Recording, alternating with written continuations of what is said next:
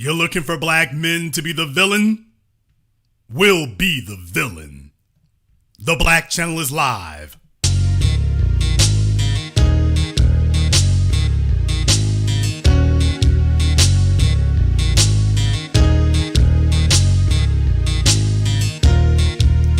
Unapologetic, unadulterated, and absolutely uncompromising. Greetings, brothers and sisters from all around the world, and welcome back to the home, the haven, the stronghold, the everlasting super fortress of intelligent black thought. You know I wasn't gonna miss this. This is the Black Channel. I am the Black Authority, and you are listening live to the only historically black college university of higher education and learning in the cosmos. Of course you're gonna join us, because we are the black media, and we're doing what a proper media apparatus is supposed to do.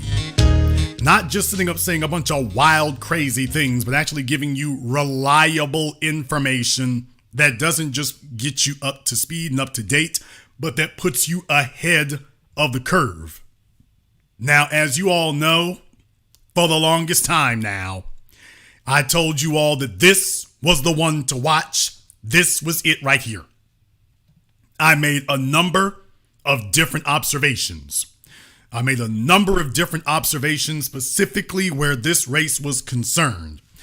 If you'll all remember, just a couple of years ago, Bowling Ball Martin was sitting around telling everybody that he was the black media, that no one was listening to us, that what we had to say wasn't relevant, that they were in the process of, he said, Georgia's a purple state. We're gonna turn Georgia blue. Florida, after Gilmore, we're gonna turn Florida blue. Why, Texas, we gonna turn Texas blue. And if you'll all remember, I have been saying the entire time that these individuals are looking for a job. And the way in which they get a job, the way in which they get white folk to pay them, is by promising them that they have some sort of special understanding of how black folk think, of how black folk are. And if you just put it in their hands, then they're gonna rough us up, beat us up, yank us around, and get us to do whatever they want. So they pay these people. They pay the Roland Martins. They pay the Stacey Abrams. They pay the Simone Sanders. They pay the Gary Chambers. They pay all of these individuals. And it was very, very important to show them that, by the way, you can pay them all you want to, but it is not going to get the results you're looking for. Now, folk were sitting up here and black men have been taking it on the chin now for the last 4 years in this white-led gender divide that they've been trying to gin up. They've been trying to make it seem like black men are just out here off the reservation, and if black men would just get their heads right, everything would just be fine. Tiffany, no less than Tiffany Cross, wagging her finger at black men, taking us to task, even sinking to the absolutely despicable low of attacking a dead man, Kevin Samuels. That was how shameless she was. Then a couple of weeks later, they give her pink slip. You've outlived your usefulness. We've been taking it on the chin, but the problem for them is we got a chin built like concrete. So we were ready for it this time, and we didn't run from it. We leaned into it. We didn't say, black men, we need to show them, though, that we support state now. We said, you know what? No, we're not showing up, and we're going to make an example of you. And that's what we said the whole damn time. We're going to make an example of Stacey Abrams. That if she is going to do their bidding, and she's going to be the puppet who delivers nothing for us, then we're going to show that there's a heavy penalty to pay. Now, if you'll all remember, for the last few months, it has been nothing but an absolute steady drumbeat. Black men, they were prepping the position. Black men, if we lose in Georgia, it's black men's fault. These black men's is the reason black men's is they fault. The black men's is the fault. It's black men, them black men ain't doing what they're supposed to do. Black men's, If black men vote for me, I'll win. She's been saying it over and over and over and over again. In politics, when you hear a candidate say the exact same thing over and over and over, that is what they call message discipline. It is the manner in which you tightly associate a candidate with a message so that when people look at that candidate, they think about this sentence or this phrase. And with Stacey Abrams, they made it very, very clear that for her, the message discipline was black men need to vote for me. And if they do, then it'll be okay. But if I lose, you lay it at their doorstep. It needs to be. We need to lay it at their doorstep. And they've been very hard at work to try to get exactly that to happen.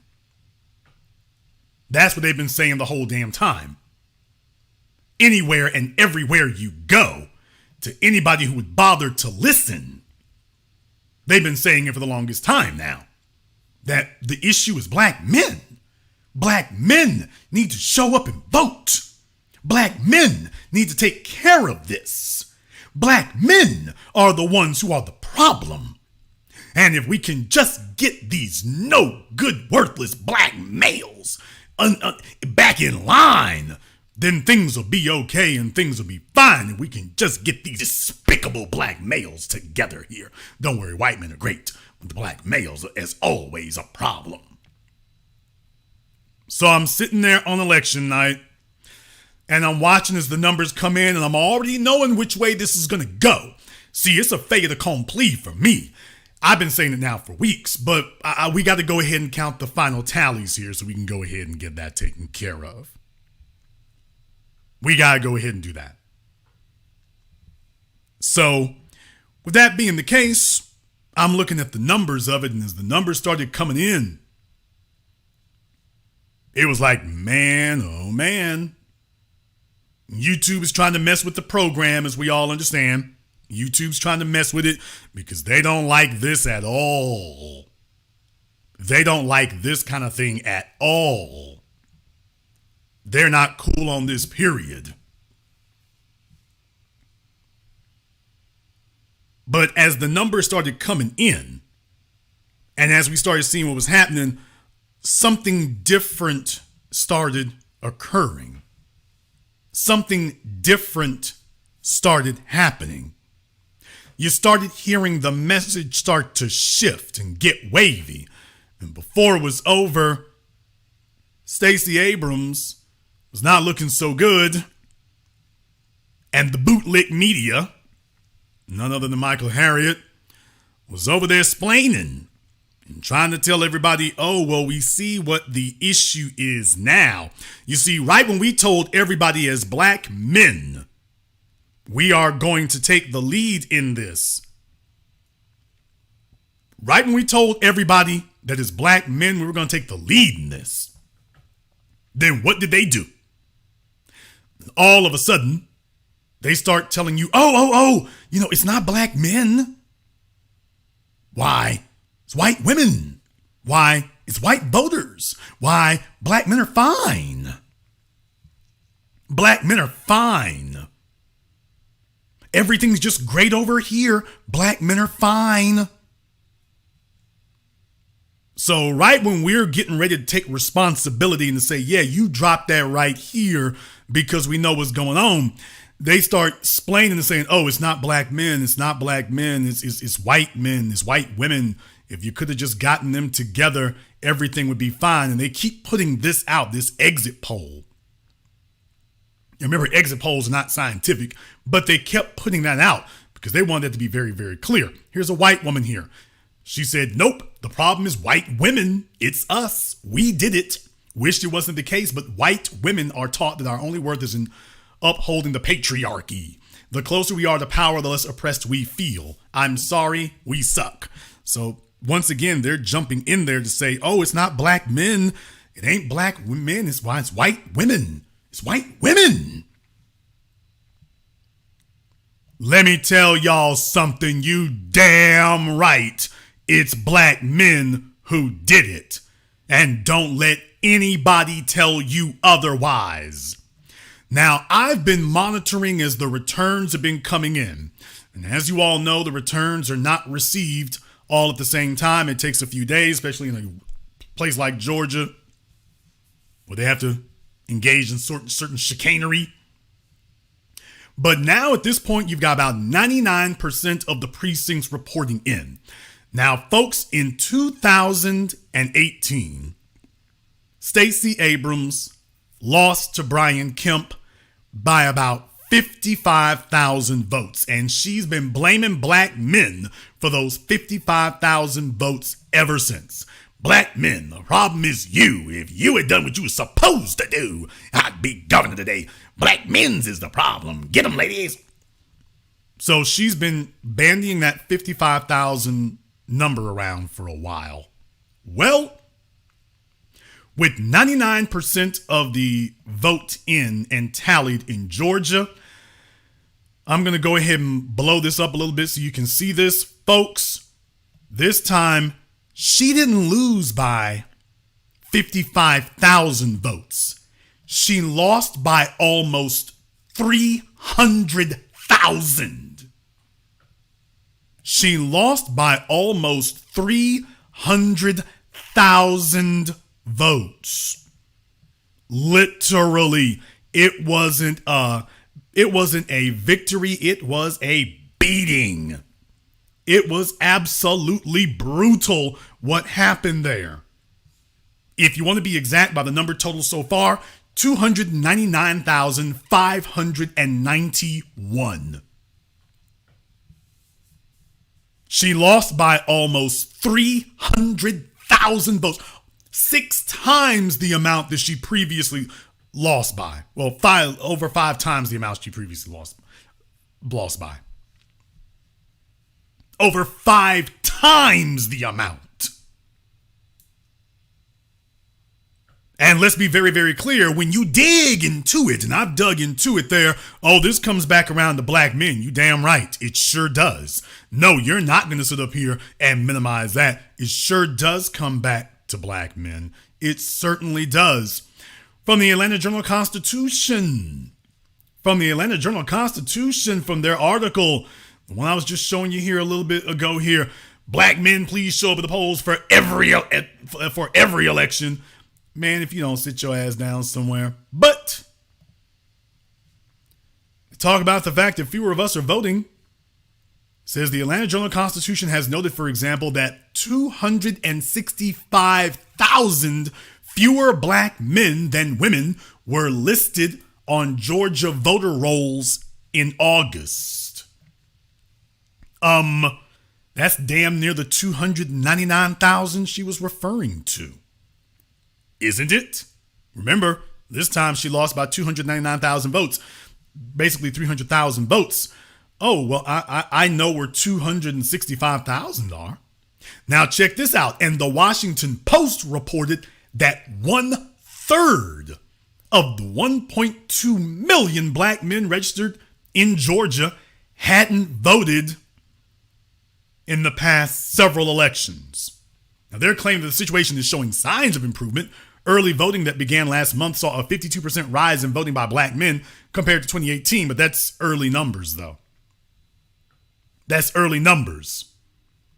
Folks, 1/3 of 1.2 million is 400,000. I think I found your 300,000 votes, Stacey.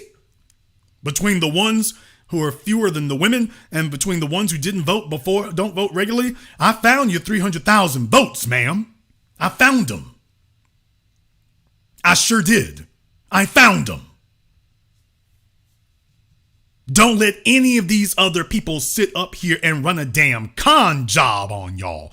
Don't let them sit up here and do that, because their goal is to change the discussion and tell you that we don't have control of our politics. The only time we have control of our politics in their minds is when we bring home the bacon for them. But otherwise, you have no control of your politics. We're showing control of it like a son of a gun now. If you all agree with what you're hearing here tonight, give me a thumbs up in the chat room. Give me a thumbs up in the chat and hit the likes button for me. If you are feeling what you are hearing here tonight, give me a thumbs up in the chat and hit the likes button for me. Or we can go ahead and wrap it up early because there might be some haters not liking it. By the way, thank you very much to everyone who's contributed to support tonight's program here. Big shout out to Jay Freeman Blackman. I see you there in the super chat, brother. Big shout out to you. We appreciate your support there. Insane Optimist. We're going to give you reasons to be optimistic here. Just stick around with us. Anthony Richmond, thank you very much. If you like tonight's program, hit the likes button for me. Don't believe these people telling you it ain't black men. I'm showing you the numbers. I'm showing you the numbers. And then I'm showing you by their own accounting. They're letting you know, by the way, not in just one metric, but two metrics. I found your 300,000 votes. I found them. I found them. Yes, if you want to hate, you are free to hate. If you wish to hate, you may. If you want us to be the villain, we'll be the villain. Absolutely. We'll be the villain. Because there are a number of folks out here, they were hanging their hats on this. They were hanging their hats on this. And I want to go back here to the other reason why it is that we are the black media, and to put an exclamation point on what it is that makes us what we are. During election night, NBC News, which is really just MSNBC now, Chuck Todd had a panel of people, and on that panel was Simone Sanders, looking like a great big licorice stick, and looking like a pack of Red Hots, and you can see that, take a look at that look of lust at this stork-looking dude over here, but okay. Well, Simone Sanders wanted to show the world how smart she was. She wanted to show the world what a savvy political analyst she is. And man, it's moments like this that crystallize everything I've ever told you. Listen to what Simone Sanders had to say that night on election night as the votes were being counted. Listen to what she had to say. Now, we made it very clear we stood that Stacey Abrams was going to lose. But listen to what Simone Sanders had to say. This is that political wisdom and accuracy and research that these folks been paying all this money for. Look, can I just say, though, on that point? Yeah, there she is butting in, as she always is. Can I just say, you're always butting in to say something. And to defy Trump on the election denial stuff, to destroy Trump's candidate in the primary, and then win this general election and maybe bring the Senate candidate over the top is quite the political feat. Look, can I just say, though, on that point, I am quite skeptical. There are 24 million new voters across the country since 2016. 2.5 million people have come out to vote in Georgia alone, early voting. I have to believe that benefits Stacey Abrams in some way. My curiosity. Did you hear that? Let me back that up so we can play that again. She wanted to interject and interrupt so that she could say this. Primary, and then win this general election and maybe bring the Senate candidate over the top is quite the political feat. Look, can I just say, though, on that point, I am quite skeptical. There are 24 million new voters across the country since 2016. 2.5 million people have come out to vote in Georgia alone, early voting. I have to believe that benefits Stacey Abrams in some way. It's moments like this when you have the ability to go back and call on it. It's moments like this that crystallize it. Last week, I made a specific prediction and a specific statement about what the outcome of Kyrie Irving being slandered by the NBA, how it would end, and what it would be necessary in order for him that if he was going to come through this, what would be the necessary component? And we've seen it break exactly the way I said. Well, Simone Sanders on election night, despite all odds, against all odds, reason, rationality, sanity, color coordination, decided to take upon herself to say, I'm sure that all these early votes, I can't believe that all these early votes are for Brian Kemp. Ma'am, the rest of the damn world knows. Now, people, think about this for a moment. She gets paid a bunch of money by white folk. to sit up here and say things, to tell them I'm giving you an accurate analysis of where the black vote is and what's going to happen here. She gets paid a bunch of money by them to do that. She gets paid a bunch of bread. And this is what they're getting for it. This is the type of keen political insight that she is delivering, telling them on election night, well, there's been a big uptick in early voters, and I just can't believe that doesn't benefit Stacey Abrams. General election and maybe bring the Senate candidate over the top is quite the political feat. Look, can I just say, though, on that point, I am quite skeptical. There are 24 million new voters across the country since 2016. 2.5 million people have come out to vote in Georgia alone, early voting. I have to believe that benefits Stacey Abrams in some way. My curiosity, I agree with you and Brian Kemp. So while we were here saying the whole time what it was going to be, she's sitting up here arguing against it to the end, to the last. Can you imagine having paid this woman a bunch of money so she can live in her swanky DC loft? And meanwhile, you've been hung out to dry because she told you how this was going to go. That's Simone Sanders. But that's also Roland Martin and all the others. This was what it was all about, what I've said the entire time. Stacey Abrams was never supposed to, quote unquote, win the election. Stacey Abrams' job was not to win the election. Stacey Abrams' job is to get out the vote for white politicians. If you'll all remember, I've been saying this the entire time. Never flinched, never wavered. Here's the Washington Post.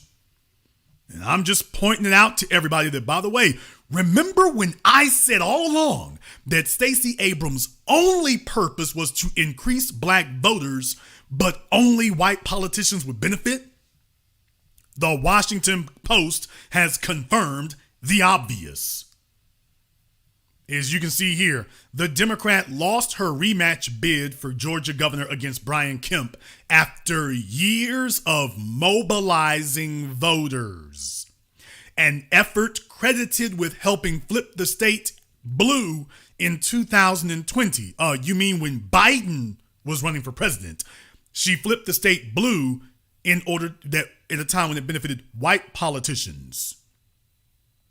So let me get this straight. 2018, when it could have benefited her, couldn't get the job done, couldn't close the deal. In 2020, after she's galvanized all these black voters, she shows up on the campaign trail for Joe Biden and says, vote for Biden because voting for Biden would be the same as a vote for me. So that's what she did. And Biden benefited. She comes back in 2022. She tries to capitalize on it. And not only does she get beaten this time, she gets steamrolled. So the only person who is benefiting from Stacey Abrams' get out the vote campaigns are the white politicians. They're the only ones who are benefiting from it because that is her purpose. I have been saying it continuously, nonstop, the entire time. That's her purpose. That's her only reason for being there. That's all she does. She gets out the vote for white politicians. She gets out the vote for them. That's why they put her in that position. She's not here to win anything for herself. Neither is Gary Chambers. Neither is Roland Martin. Neither is Simone Sanders. Their job is to tell black folk, hey, there's a real black candidate out here, and if you vote for them, we'll be okay. And after they get all these people registered, the black candidate loses. But you know, if you show back up in next year, in 2 years, you show back up, we'll get them then. Only when you show back up next time, now it's the bait and switch. Now they've sent you a white candidate. Well, I mean, yeah, we can't really, there's no black candidate for you to vote for this time, but if you'll vote for the white candidate that we sent you, Well, that's just as good as voting for Stacey, isn't it? If you vote for Joe Biden, that's just as good as voting for Stacey, isn't it? Folks, I'm not just sitting up here saying these things out of nowhere. I've been saying this the entire time so that you would understand exactly what the play is. And the play is to galvanize the black vote so that white politicians can win. And Stacey Abrams just found it out the hard way again. But then again, it's not the hard way because Stacey Abrams doesn't really want to be governor. Her job is just to deliver the black vote, to deliver the black vote. Just like Roland Martin. His job is to deliver the black voter, to at least convince white sponsors and donors that he can. He's feeling pretty bad right now because they were like, this is supposed to be a slam dunk for you. This was supposed to be a slam dunk for Roland, and it wasn't. Now he's having to crawl back and go explain to them why it is that he flubbed this and messed this up so badly. How could that possibly be? And it can be because he's in a bubble outside of black society. He doesn't speak for us, with us, or to us. He's pulled the wool over on white people's eyes, but he hasn't pulled the wool over on ours. His job is to convince them that that'll be true. Now that it's failed, understand something. There's a reason that they kicked out Tiffany Cross. They sent Don Lemon to Siberia. Roland Martin is on the outside looking in. Dude, you are not going to get Tiffany Cross's time slot. You can forget that. Goldie Taylor is salty as she can be. We'll come to that. And now Stacey Abrams. Let me tell you right now, that's it for Stacey. Stacey's gone. Stacey's done. No ski-wee for Stacey. Let me tell you right now, this is the political kiss of death for Stacey Abrams. You can't sit up here and yell and scream and squeal and moan and wag your finger and swear to the heavens that black men need to come support you, and then you get that 55,000 votes and then you get slaughtered. Then you get trounced.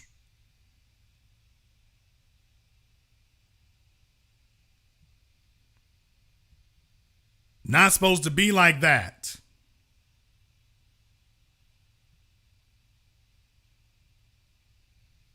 Not supposed to be that way. You were supposed to be able to do better than that. So at this point here, they're done. They're done. Stacey Abrams' political career is over. You can't lose this badly like this and everything be okay. You can't.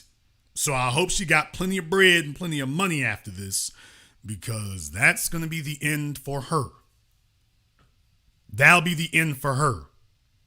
And she wasn't the only one. She wasn't the only one, by the way. Now, what she's really hoping for is that maybe they'll do for her what they kind of seem like they're trying to do for Keisha Bottom B. See, they're the bottom broad of Atlanta politics has been out there flapping her gums when she really needs to be auditioning for Magic City is what she really needs to be doing and where she really needs to be. Something she can actually excel at and understand. But Keisha was out there running her damn gums, and she was throwing veiled shade at the new black media.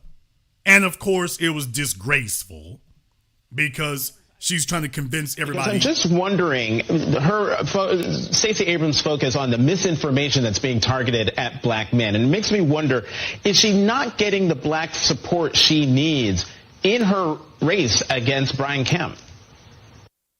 So Jonathan Capehart, remember, this was before the election now. This was, I put it up on election night, I think it was. But this is Keisha Bottom B.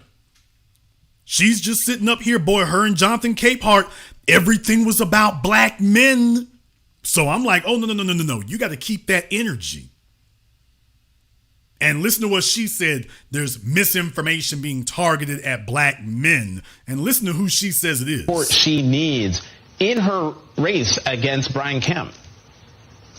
Listen, Jonathan, I think that Stacey is spot on with that. I listen as my kids watch NBA highlights and whatever else they watch on YouTube. I hear the misinformation being piped in. My 12-year-old, my 14-year-old son, my 20-year-old is getting it. So there is definitely a target toward African-American men. Mayor Bottoms, I picked up on that because I'm just wondering. Now, did you hear what she said? Let me play that one more time. In her race against Brian Kemp. Listen, Jonathan, I think that Stacey is spot on with that. I listen as my kids watch NBA highlights and whatever else they watch on YouTube.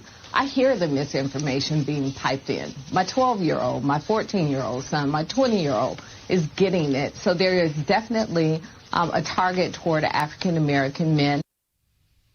So she's saying that she's hearing this during NBA highlights on YouTube. Really?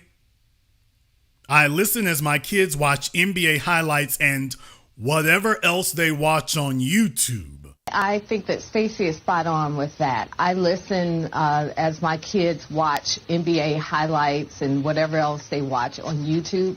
I hear the misinformation being. Now, you all remember last week, and when they were talking to what's his name, Shelby or whatever that guy is there on MSNBC, talking about observers. There have been observers, these other people. Now, here comes the bottom B. All of a sudden, it's people on YouTube. I see it on YouTube. Folks, she's taking shots at the new black media, which is perfectly fine by me. I'd rather she be afraid of us than us be afraid of her. But she's never sitting up here and telling you exactly what is the misinformation, allegedly. What is the misinformation? Nobody can say what the misinformation actually is. No one's saying what it is because there is no misinformation. They're just claiming there's misinformation and not saying what the misinformation is. In the chat room, Keisha's kids watching the new black media. Wouldn't that be a damn thing? Hey, if you're one of Keisha Lance Bottoms' kids and you listen to the Black Channel, I'll send you $100 worth of bubble gum and Tonka toys. You need a new Xbox controller? Email me at TheBlackAuthority@yahoo.com. If you're one of Keisha Lance Bottoms' kids, I'll take care of your Xbox 360 subscription for the next 12 months. Just send me an email with you in front of YouTube watching my program. Send me a picture of you at TheBlackAuthority@yahoo.com. If you're one of Keisha Lance Bottoms' kids, by all means. If you do listen to us, go ahead and represent. Don't be shy. I'll take care of that for you. Don't worry. Your Xbox 360 subscription, next 12 months, done. No problem. God of War Ragnarok just came out. Hey, man. You don't want to miss out on that, do you? Oh, upgrades and download. Look here, dude. Got you covered. God of War just came out. You know it is. Hey, TBA gotcha. TBA's gotcha. It is time. You know Kratos. Feed us. In any case, Keisha is very salty at the new black media. She is very upset, and like the rest of them, she is afraid to call us out by name, because if you call us out by name and then you lose this election, you got to come back. You've got to come back and acknowledge and explain how it went down. So that's the reason why they don't want to say us by name, because once you say us by name and then the events unfold the way we said it would, then you got to come back and say, I'll be damned, they're a force to reckon with. See, we didn't say anything about Arizona. We didn't say anything about Nevada. We didn't say anything about Pennsylvania. We talked about Georgia. And we told everyone what was going to happen in Georgia, and damn it, it did. So they are not wanting to acknowledge this. This was a huge, huge loss. Remember 2 years ago, they turned the state blue. Well, now the state's looking black and blue for Stacey Abrams. It's looking black and blue. And all these folks who thought they had really cush, really safe commentating jobs, all these folk who were letting the establishment know we got our finger on the pulse. Look, there's a reason why they showed Keisha the door. Do you all realize Keisha has become politically irrelevant? In less than 2 years, she is completely politically irrelevant. With that funny ass beaver tail she got hanging off the top of her head up there, but she's become completely irrelevant. Y'all, she's not carrying any weight. And to make matters worse, if y'all remember old Barack Obama, he went down there. Barack Obama's been going everywhere and showing up everywhere. Every time he shows up, folk are losing. Virginia, everywhere he's going, he's just going everywhere and hoping for a damn win. But the places that he really needs to show up strong in, it ain't happening. What does that tell you? How is it that Joe Biden won in 2020, but Stacey Abrams can't close the deal in 2022, and Raphael Warnock is on his way to a runoff with Herschel Walker? How is that possible? It's possible because you do not have the black male support that you were telling people and counting on having. It's not there. If it were, this would all be a fait accompli, but it's not. Let me tell y'all something about the black vote. Let me tell y'all something about it. When you got enough people doing that, what happens is people pay attention. When you have enough people doing that, people pay attention, folks. When they can see that you've just got this tsunami of black support around you, that makes the knees buckle. You have this air of inevitability. Folks don't want to go up against that. You see, if folk know that the black male vote is solidly behind you, candidates start backing down. Political operations start looking for other places to direct their resources. They're like, we don't really want to go fight this like that. You see, because we have a way of swaying people. That's why they were mad at Killer Mike, because Killer Mike talks to the young folk.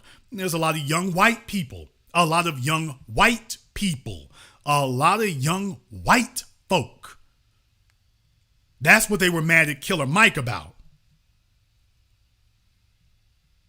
There's a lot of young white folk who listen to Killer Mike's music. A lot of young white folk who feeling the vibe. The Bernie Sanders people. So when Killer Mike is like, I don't know. Yeah, they're taking that super damn hard because they understand. They're not worried so much about the black votes. Like, hey, if you speak up, there's non-black people who will follow. Because they're going to follow that masculine leadership. When it actually asserts itself, they're going to follow that. But it wasn't there. It wasn't there. There's a reason the numbers look like this. That black masculine leadership energy was not there this time. So it was Stacey Abrams up against the elderly white dude, and we see how that went down. You see how that went down. So if anybody tries to tell you that this wasn't because of black men, it wasn't that important, I've already shown you all the numbers that make it very clear. Oh, hell yes, it was. It sure was. Now, folks, remember, before the election day, it was all about black men. They were yelling it from the mountaintops. This microphone said, we are not going to run from it. We're going to lean into it. You damn right. When you go down in flames, come back here so we can go ahead and debrief you about why you got your ass smacked. Come back here so we can debrief you about that. So I'm just sending out a message here to Stacey Abrams and the bottom bees and all the rest of your ilk. This is not a temporary aberration that's going to eventually go away. I warned you of this 6 years ago. Now, this is not some temper tantrum that's eventually going to fall over and die out. This is the new normal. This is the new normal.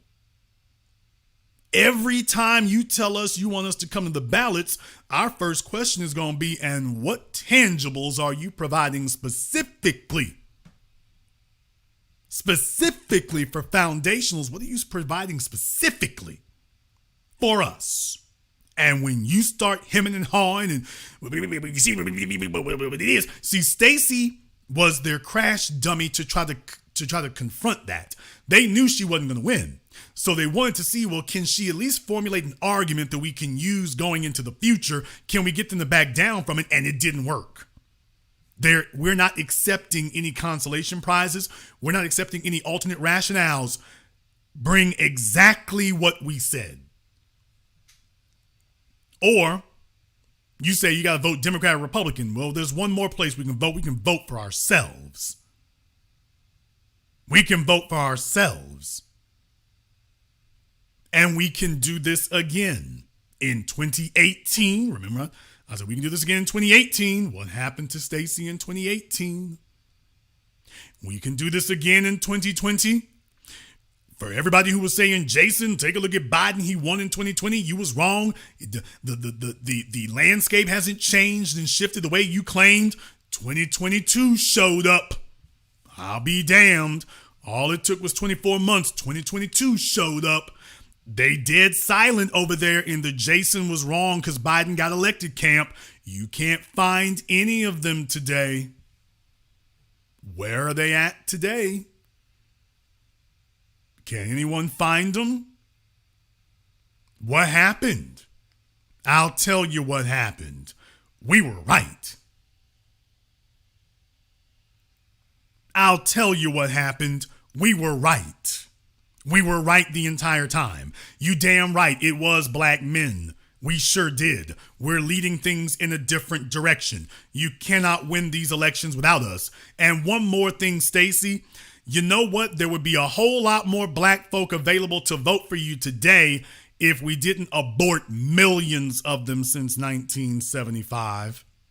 There'd be a whole lot more black folk to vote for you today because you and Roland Martin and the Democrats have been playing this game that we're going to bring in buffer classes of illegals and we're going to cobble together a non-black coalition specifically for the purposes of neutralizing and replacing that troublesome foundational vote.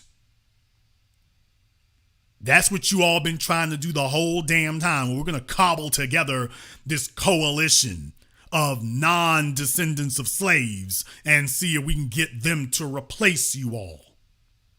And all you really did was allow Brian Kemp to sit up here and dance the Dougie back into the governor's mansion. He didn't even have to take his dishes out of the cabinet. He didn't even have to take his dishes out of the cabinet. And oh yeah, one more thing, Stacey, ain't no shame in our game. It ain't no shame in the game today. We said it proudly with our chests.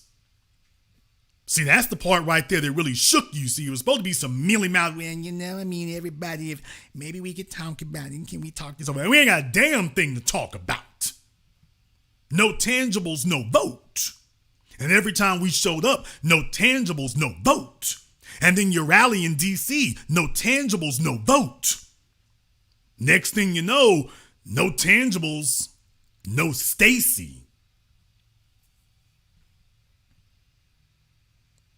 Yeah, you see, we told you what we were going to do, and then we did it.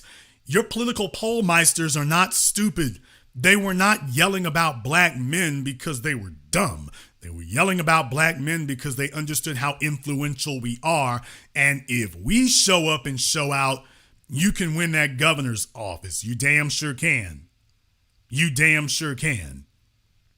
But if we don't show up, you ain't got nothing to do except go back to washing the dishes at Joe Biden's house. So I warned the Democrats. I warned you in 2016 that if you ignore us, there will be a penalty to pay. And as long as you keep ignoring us, this will be the new normal. And we can just do this again in 2018 and 2020 and 2022 and 2024 and 2026. And we can do it until Marvin Gaye puts out a new album. We sure can. We absolutely can. This is the new normal. So yes, if you're looking for a villain, black men will hold that. You're not going to intimidate us. This isn't a popularity contest. You're not going to harass us and embarrass us. We're standing firm. We'll be here tomorrow. You won't, but we will. And to all the Stacey Abrams wannabes out there, they brought Jamie Hairston out of mothballs.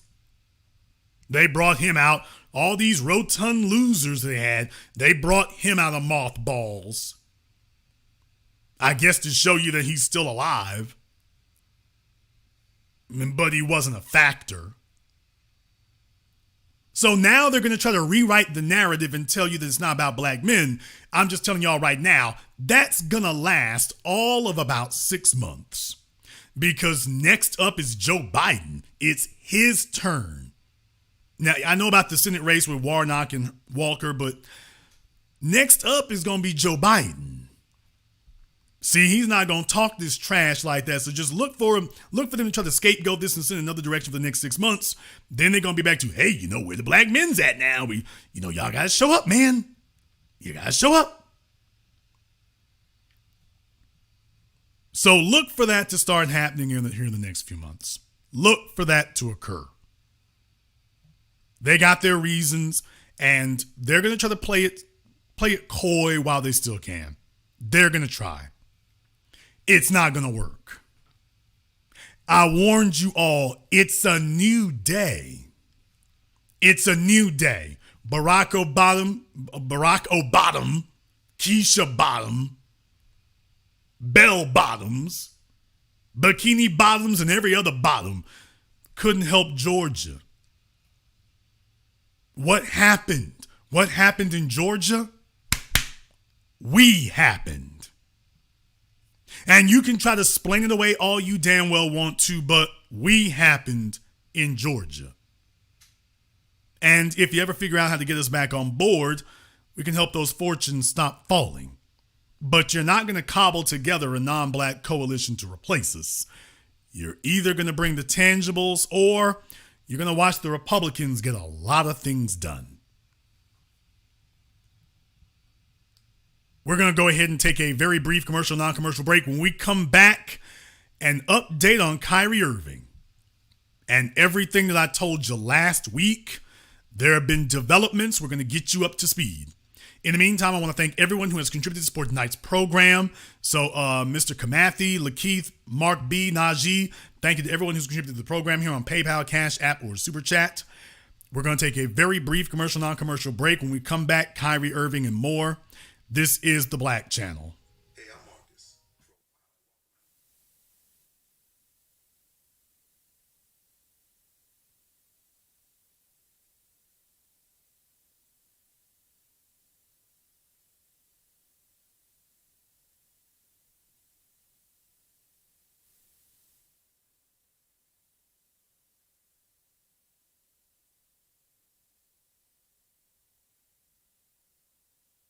For a while.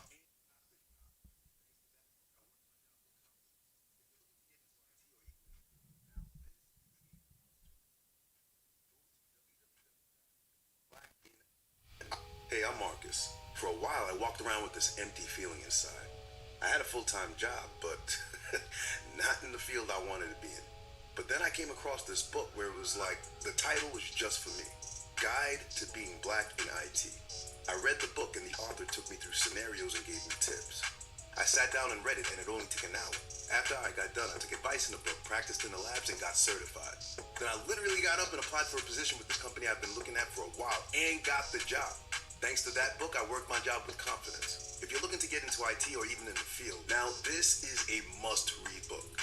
Go to www.beingblackInIT.com.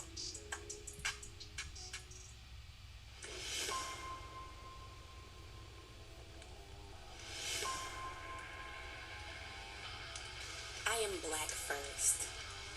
I am empowered. I am on code. I am motivated. I am a proud foundational. My name is Maria Sellers, and nothing will come between us. Buy the sci-fi novel, Nothing Will Come Between Us. Order today at Amazon and Google Play.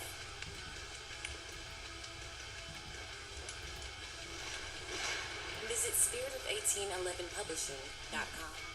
Our story, our family. Join sixzeros.net, a forum built to discuss all things relevant to black people. On our forum, a check doesn't mean you're famous. It means your blackness has been verified by our staff. Sorry, Chad. We also have premium merchandise with same-day shipping on most orders. And when you're ready for some dope content, check out the 0 Hour blog. Don't you sign up, post. I'm having a really good time with you tonight. I'm having a good time with you too. Want to go somewhere private, just for us? I like that. Great. Meet me at sixzeros.net. Black owned, black operated.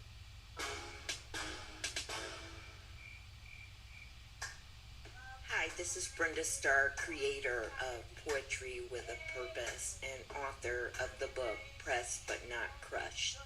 Pressed But Not Crushed is an anthology of political poems that address current and historical issues in American descendants of slave population and African American population.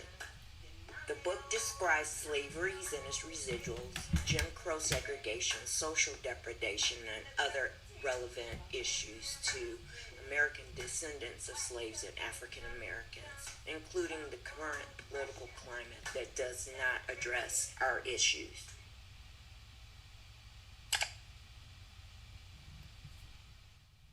This is the Black Channel.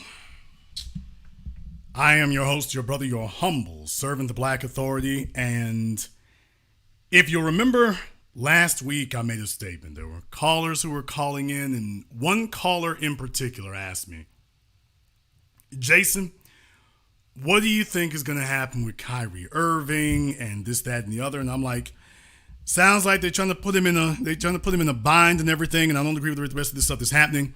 And he said, do you think he's going to be able to make it through? And I said, if he is, the only way out of this for him is going to be if he gets support from the black grassroots. If he gets support from black people, then this effort to remove him is not going to work. This effort to remove him is not going to work. So that's the point. And I said that the whole time. I said the whole time, that's what you're looking for. If black people stand behind him, and if black folk do like with Kanye, and he can't galvanize black grassroots support, if black people are scattering to get away from him, then they're going to squash him like a bug. They're going to squash him like a bug if the black rank and file deserts him. But if we hold firm, they ain't going to be able to do that. Folks, that's what I told you. Well, didn't take terribly long now, did it? But after a week of a relentless, brutal campaign of character assassination and outright slander against Kyrie Irving, what do you know? Exactly what I said the whole time. If black folk don't abandon him, if we don't leave him out there by himself, if we make it very clear, we gonna stand with him like we did with Kaepernick. We are not gonna make him a pariah. We are not going to abandon him as a group. As a group. That's what you're looking for. We did not abandon him as a group, and they waited and they were waiting to see if they had an opening, and they just realized there ain't no damn opening. Now, that doesn't mean they're not going to come back and try another pass at him. That doesn't mean that's not going to occur.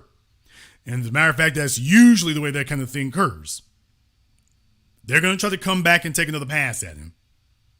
You know how it is when you're a black male or a black person and you sit up here and they start making a file on you and whatnot. They're going to try to come back and take another pass at him, but they see right now, damn, the support's just too damn strong. We can't really Kanye Kyrie. We can't really Kanye him the way we want to. We can't really Kanye him the way we want to. So what I told everybody from the beginning, as long as we hold strong as a group, as long as we don't abandon him and desert him, they gonna fall back. So you have the commissioner of the NBA, Adam Silver. He said he believes that suspended Brooklyn Nets guard Kyrie Irving is not anti-Semitic. Following a meeting between the two earlier in the week, the commissioner told the New York Times. More telling to me was the fact when you take a look at the owner of the Nets, Joe Tsai, he said that Clara and I, he's talking about his wife, really? Clara and I met with Kyrie and his family yesterday. We spent quality time to understand each other, and it's clear to me that Kyrie does not have any beliefs of hate towards Jewish people or any group. The Nets and Kyrie, together with the NBA and NBPA, are working constructively toward a process of forgiveness, healing, and education. They can call it whatever the hell they want to, just so long as they do like Michael Vick and let that man play. I don't give a damn what you call it. You can call it forgiveness, education. You can call it Rocky Road ice cream. I don't care what you call it, long as that man gets to play. That is it. Long as that man gets to play.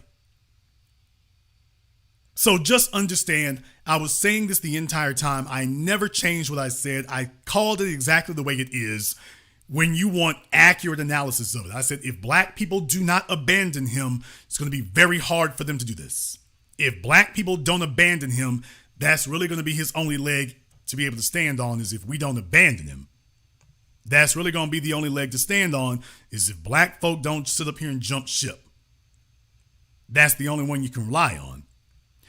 And you have to rely on that.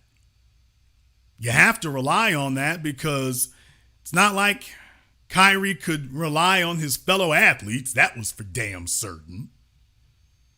That was for damn certain. He damn sure couldn't rely on any of them.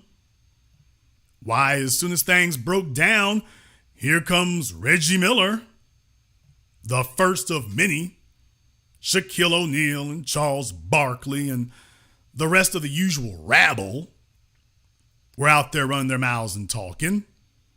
The rest of them, it's always good to let them come and do this so you can get them on the record. It's always good so you can do that. Always good to do that. And then there were some others who just couldn't be content to just do things the way they were doing it. They just couldn't be content to do that. They just were not going to be. They were just going to go above and beyond on everything. They were just going to show everybody.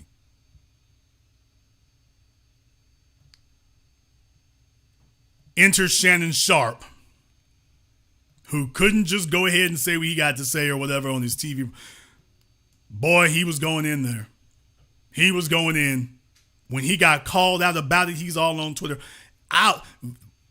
Del Ahmad said, "Not a good take, Shannon. Digging a deeper hole in the black community for yourself right now."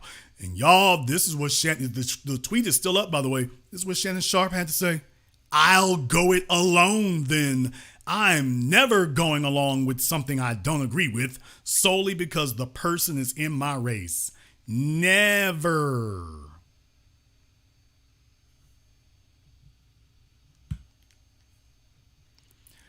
Y'all, when them people come for Shannon Sharp, don't you know he ain't gonna say a damn thing?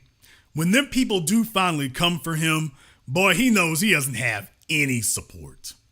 He doesn't have any support at all. He knows it. He knows it. Shannon knows when they actually do come for him, all he can do is go ahead and pack his little knapsack and leave. He doesn't have any black support. That's for damn certain. He goes on to say, it doesn't matter what you, Kyrie, or anyone outside the Jewish community says. The Jewish community found it offensive. Quote, we, that includes everyone not from a particular group. Stop telling people what's offensive, disparaging to their group. And that's when I made the point Ron DeSantis and Donald Trump say that talking about slavery and racism is offensive. They say that's offensive to them. Calling out white supremacy is offensive to them. Never mind the fact that it's true. Calling out white supremacy is offensive. Shannon, this is not a hill you want to make a stand on, but then again, I don't think you're smart enough to be able to make a stand on any proper hill. So just thought I would go ahead and throw that in there. That's Shannon Sharp. That's Shannon Sharp. Not to be outdone, Jalen Rose, who apparently is taking a play from Kanye West's book where he is just not gonna be quiet. Jalen Rose just decided to keep talking. Folks, some of these athletes need to understand, dude, just be quiet. You don't have the credibility or the support in black society to sit up here and say these kind of things. You don't have it. But Jalen had to go for it. Yeah, let me have a conversation about my blackness for a second. In an election year, and also when you have circumstances that Ime Udoka put himself in, circumstances that you have Kyrie Irving put himself in, I've literally seen people trying to politicize the messengers. And I'm one of those people. And let me just say this out loud. It's very important. I did more for this culture before 9 a.m. today than most people gonna do in their lifetime. One of those people. And let me just say this out loud. It's very important. I did more for this culture before 9 a.m. today than most people gonna do in their lifetime. All right. To all my basketball heads out there. Can somebody name for me what has Jalen Rose done for, quote, the culture? I'm pretty sure he's done plenty for the culture of basketball. What has Jalen Rose done for black culture? Molly Quinn, was that his contribution to black culture? What was Jalen Rose's contribution to black culture? I'm trying to figure it out. Sometimes you put folk in front of a microphone and a camera and they start believing their own hype. They believe because people buy a jersey that you're not popular, you're worshipped. Some of these people actually believe that if you buy a jersey or a pair of shoes with their name on it or whatever, that they're not just popular. Well, by God, they're worshipped.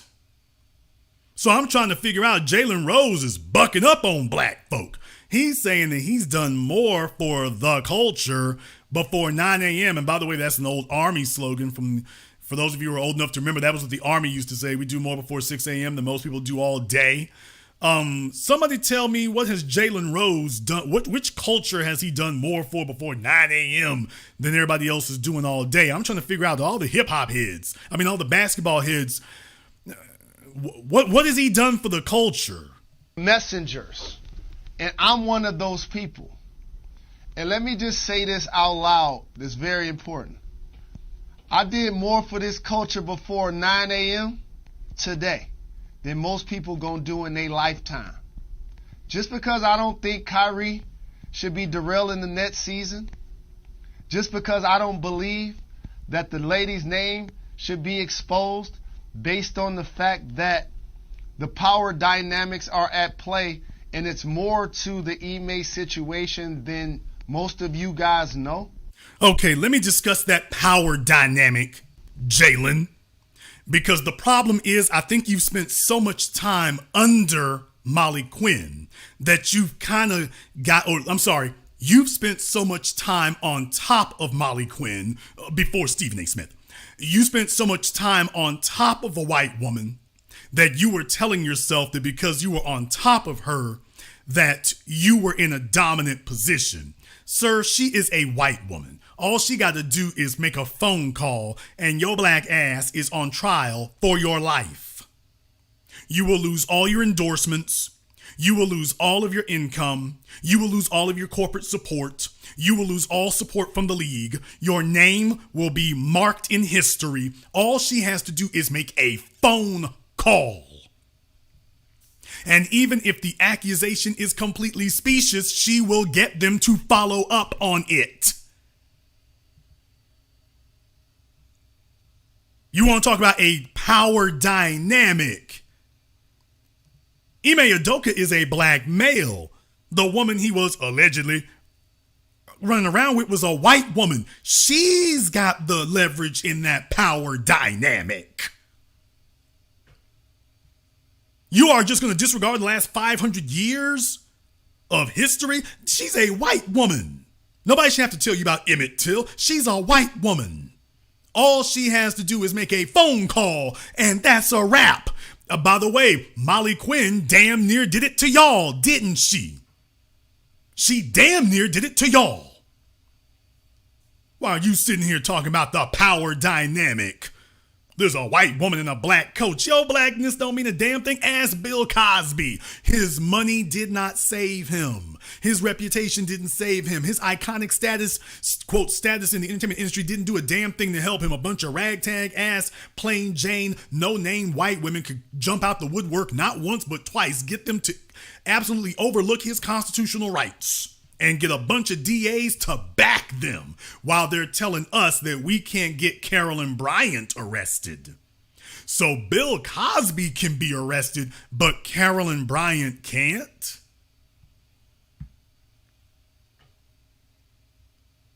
And Jalen Knucklehead Rose is sitting up here trying to tell us about the power dynamic is different. That's the problem right there. You dudes spend so much time on top of white women that you forget she's on top of you at all times, Jalen. That's the part you didn't understand. That white woman is on top of you all the time. Including when she's not even in the room. She's still on top of you. All day, every day. All day, every day. That white woman was under no damn illusion. She knew full damn well. All I got to do is make a phone call, and who knows? She might have been the one who did it. All she got to do is make a phone call, and she can upend this man's whole life. All she got to do is leak an email, leak a text message. I can crash his whole damn life. Tiger Woods. All it took was one text message from a white woman. Crashed his whole damn career. Took him years to get back on track. Took years to get back on track. O.J. Simpson ain't never recovered. And you're trying to tell us about a power dynamic? He didn't even think this over. He didn't even think this over.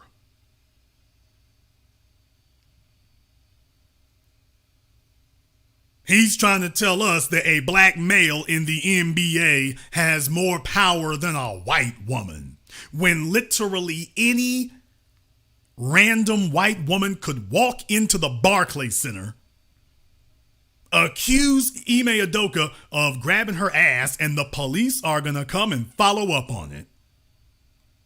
She can just simply randomly walk in off the street. She could literally say, I don't know his name. I can't remember where he did it. But he reached his hand down in my pants and grabbed my rear end. And the police are going to follow up on it, and if there is a way in the Harry Potter hell that they can figure out a way to charge you, they're going to do it. Now, you let a black female show them video of some white men doing something to her, and it could 50-50. It could go any which way. Can you even get them arrested? Can you even get them arrested?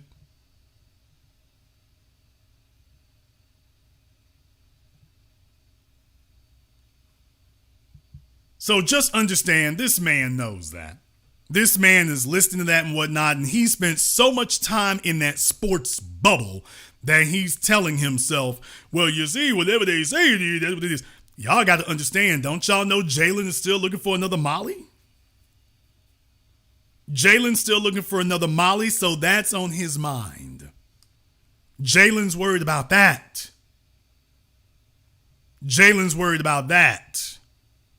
Should be exposed based on the fact that the power dynamics are at play, and it's more to the Ime situation than most of you guys know? Now, I didn't like that little bull crap right there. Now, I didn't like that. And most of you, and it's more to the Ime situation than most of you guys know? What the hell is that supposed to mean? What the hell does that mean? This is like that Walter Scott thing when the Michael Slager gunned down Walter Scott. We saw the whole thing on video. Well, I mean, there was more to it than just the video don't show you everything. And nobody can tell you what else the video didn't show you. There's more to the Ime Udoka situation than y'all know. What are you talking about, Jalen? Then you need to go ahead and spill the beans then. What is there that we don't know? We already know everything. What is there we don't know? Don't sit up here and try to fabricate some mess out of nowhere. What is it we don't know? Understand something. He's been around these white women for so long that he thinks he has a white privilege to the fact he can just sit up here and invent something out of thin air. Dude, if there's something more to it, go ahead and say it. He's already been hired to another team. If there's, quote, more to it, doesn't the other team know this? If it's something of any consequence, doesn't the other team that just hired him, I think it was the Nets, don't they know what it is? If it's of such consequence, why doesn't it bother the Nets? Well, there's stuff you don't know. It must not be very damn important because it's not bothering the Nets. It's not bothering the Nets. But he's literally sitting up here telling you all, he's literally sitting up here repeating white privilege talking points.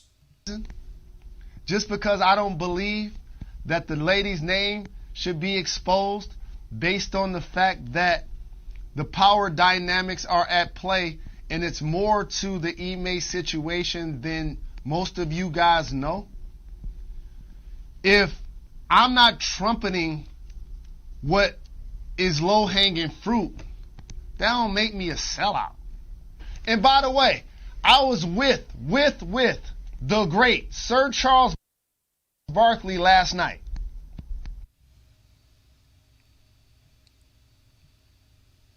Nigga. Yes, I said it. Let me replay that one more time. By the way, I was with the great Sir Charles Barkley last night. Not gonna ask what y'all were doing, but folks, he's saying this like this is a game changer. Everybody, by the way, if you are challenging my black credentials, by the way, just so you know, name drop. I was with the great Sir Charles Barkley just last night. As if Charles Barkley has any clout or credibility among black people today. Folks, this is what happens when you've been living in a bubble for too damn long. He don't even know. He doesn't even know. He's been around white women and Charles Barkley so long, he doesn't even know. He's not even aware. Folks, I mean, he's saying this with almost a straight face. You see him smirking because he's kind of like, okay, let me see if this will pass. Dude, These jokes write themselves. Don't make me a sellout. And by the way, I was with the great Sir Charles Barkley last night. And we had a 2-hour conversation about this. 2-hour conversation about this in person. Had a 2-hour conversation with Charles Barkley about this. Just because I don't agree with Kanye or Kyrie, that don't mean that I'm cooning for the man.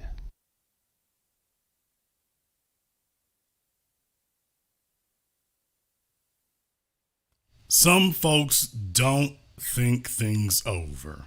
They just don't. Jalen, I'm trying to help you out right now. Here was your first mistake. Our conversation about this. Wait, I was with the great Sir Charles Barkley last night.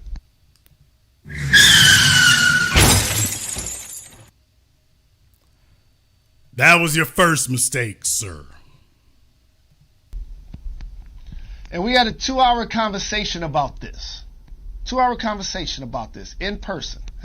Who in the hell needs to talk to Charles Barkley for 2 damn hours? Well, you see, what it is, that was terrible. 2-hour conversation with Charles Barkley about this. Just because I don't agree with Kanye or Kyrie, that don't mean that I'm cooning for the man.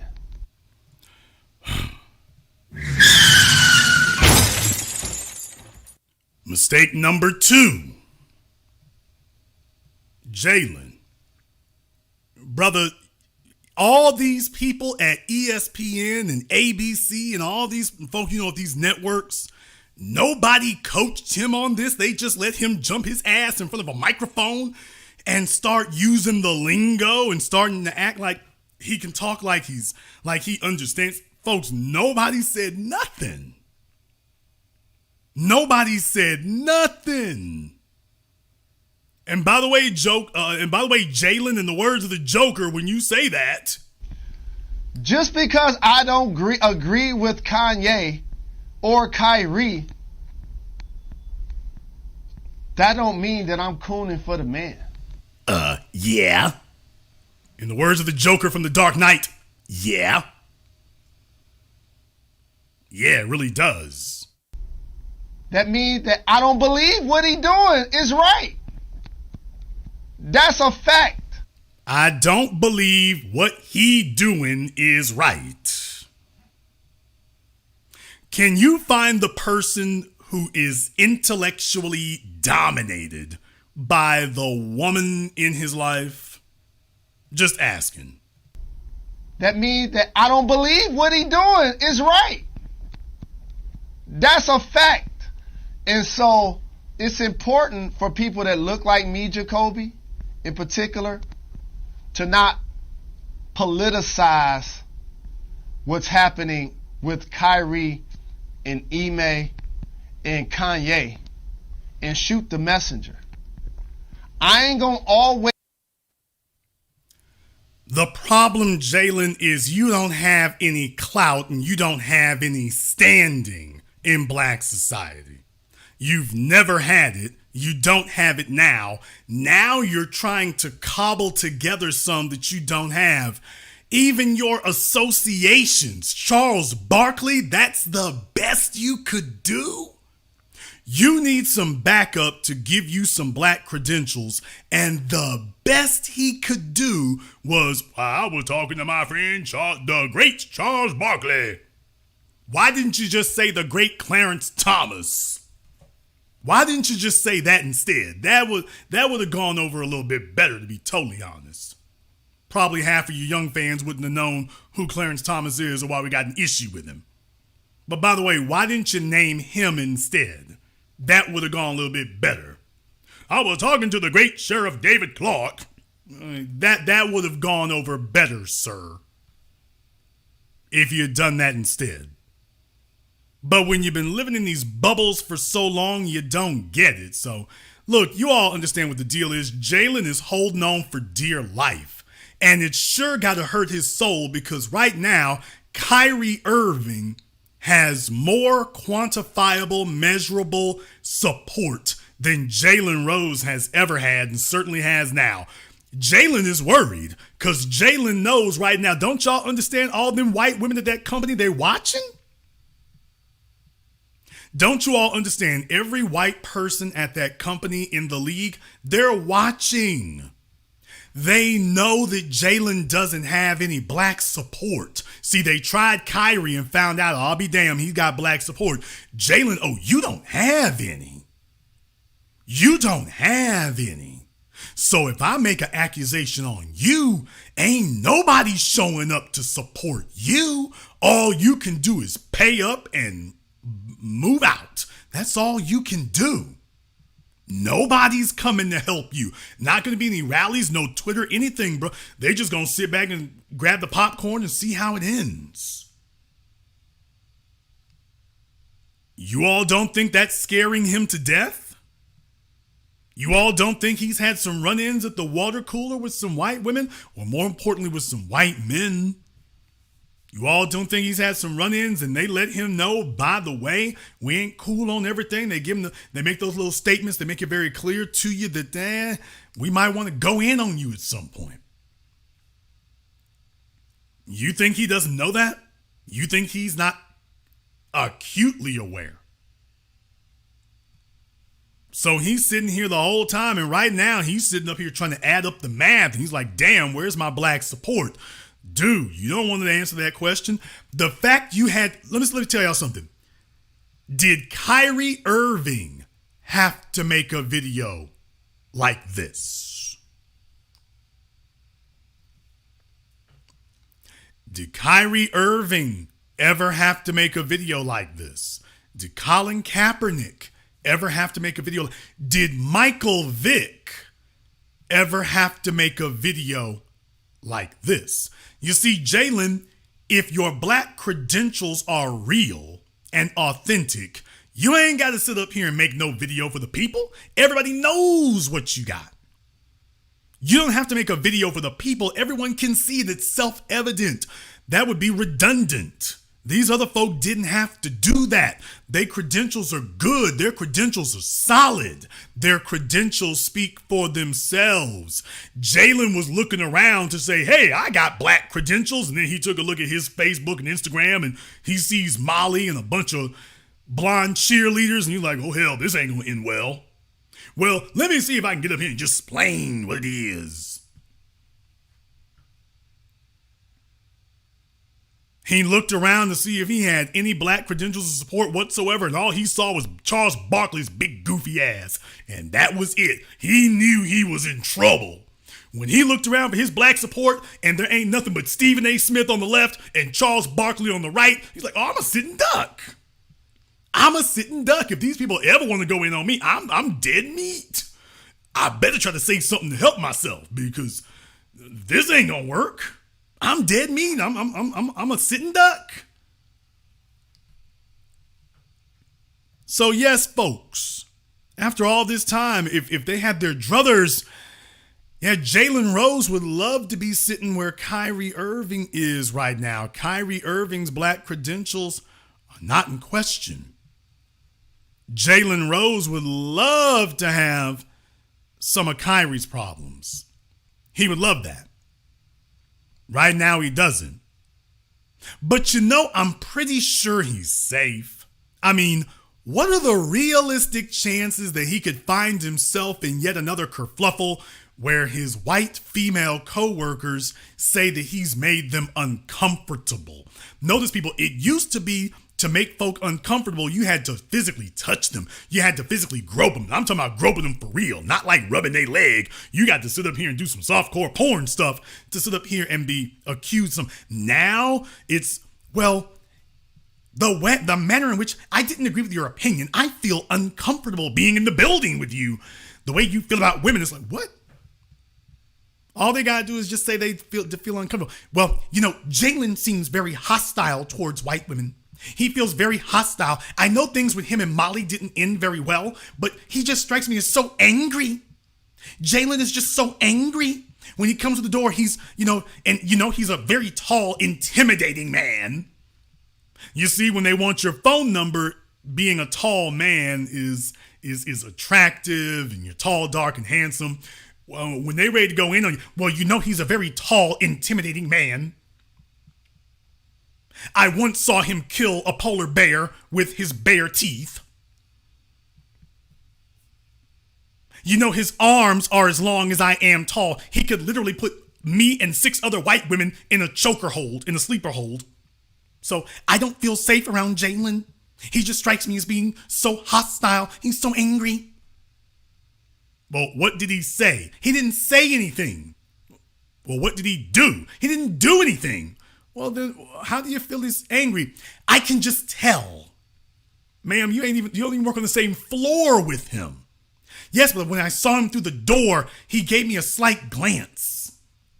That like Jack Nicholson in The Shining, he gave me a slight glance. And I could tell that he was thinking of O.J. Simpson. I could tell. Now, what I'm saying right now might sound like I'm joking, but I'm not joking. Folks, I'm not joking. They made Jalen Rose, they came in a commercial break to make Jalen Rose bow and scrape and apologize simply for saying this woman's name should be out there. They made him apologize for that. What he said wasn't illegal, unethical, or immoral, but they made him do that. Like they've made all the rest of these dudes. The buck breaking begins. I want you all to understand, I'm not joking with what I'm saying. A white woman could literally say, I feel uncomfortable because he's in the building and he has expressed what I see as hostile tendencies. What kind of hostile tendencies? Well, he said that her name needed to be made public. And in my opinion, that's half a rapist. And I'm telling you, that'll fly. In this system of white supremacy, that'll fly. It sure will. However, you might feel differently. Therefore, the telephone lines are now open. The number is 646-787-1933. That's 646-787-1933, your personal access code to the blackest radio program in America, on the planet, in the cosmos. You're definitely welcome to go ahead and join us. We've been covering a lot here tonight. And by the way, hit that likes button for me. Very, very important that people can see that people are not just coming by here, but they actually like what they're hearing. It's not just one guy sitting up here talking for a couple of hours, that you all resonate with what you're hearing here. There's a reason why we're shutting down NBAs and elections. There's a reason for that, because we actually have real support. If Jalen Rose had our level of support, he'd be a lot happier man tonight. He'd be a whole lot happier. Let me go ahead and take a few phone calls here. Let me get caller from area code 910. You're on live with the Black Channel. What's your name? Where are you calling from? Hi, my name is Earl from Fayetteville, North Carolina. Earl from Fayetteville, what's on your mind? Yeah, great show again. Yeah, I'm kind of glad this is happening. This needs to be happening. You gotta within the actual B1 Nation and the Freedman Nation, you gotta root out the bad blood. Barkley's been a part of that bad blood. Jalen Rose, all of them, and I'm kind of glad they're being called out, and they have I guess he's got the conscience enough to know that he's actually cooning, and he actually said the words. So I think it's a good thing, maybe they can have their own internal Black Nuremberg on themselves, kind of examine themselves with what they're doing, So, and because what Kyrie is doing, I'm just glad that the Black community is standing behind him, supporting him, and like I said, we continue. We have to boycott the NBA. Definitely Nike. I have no Nikes at all, thank God. And so I'm just glad what's going on right now, and I hope it continues because they need to be called out, and the scam artists as well. Thank you very much for giving us a call tonight. Let me get caller from area code 770. You're on live with the Black Channel. What's your name? Where you calling from? Damon from Atlanta.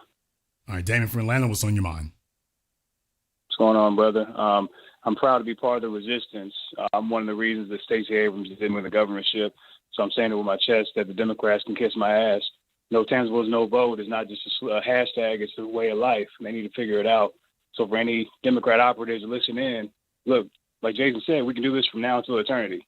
Y'all want to blame the 10% plus of black folks who don't vote for the Democrats. But y'all say nothing about the 50% of white folks who don't vote, or like the 60% plus of these immigrants that y'all kiss their ass and they flip over to the Republicans. So for all that, if you want to blame black folks for not voting for y'all need to check your tangibles.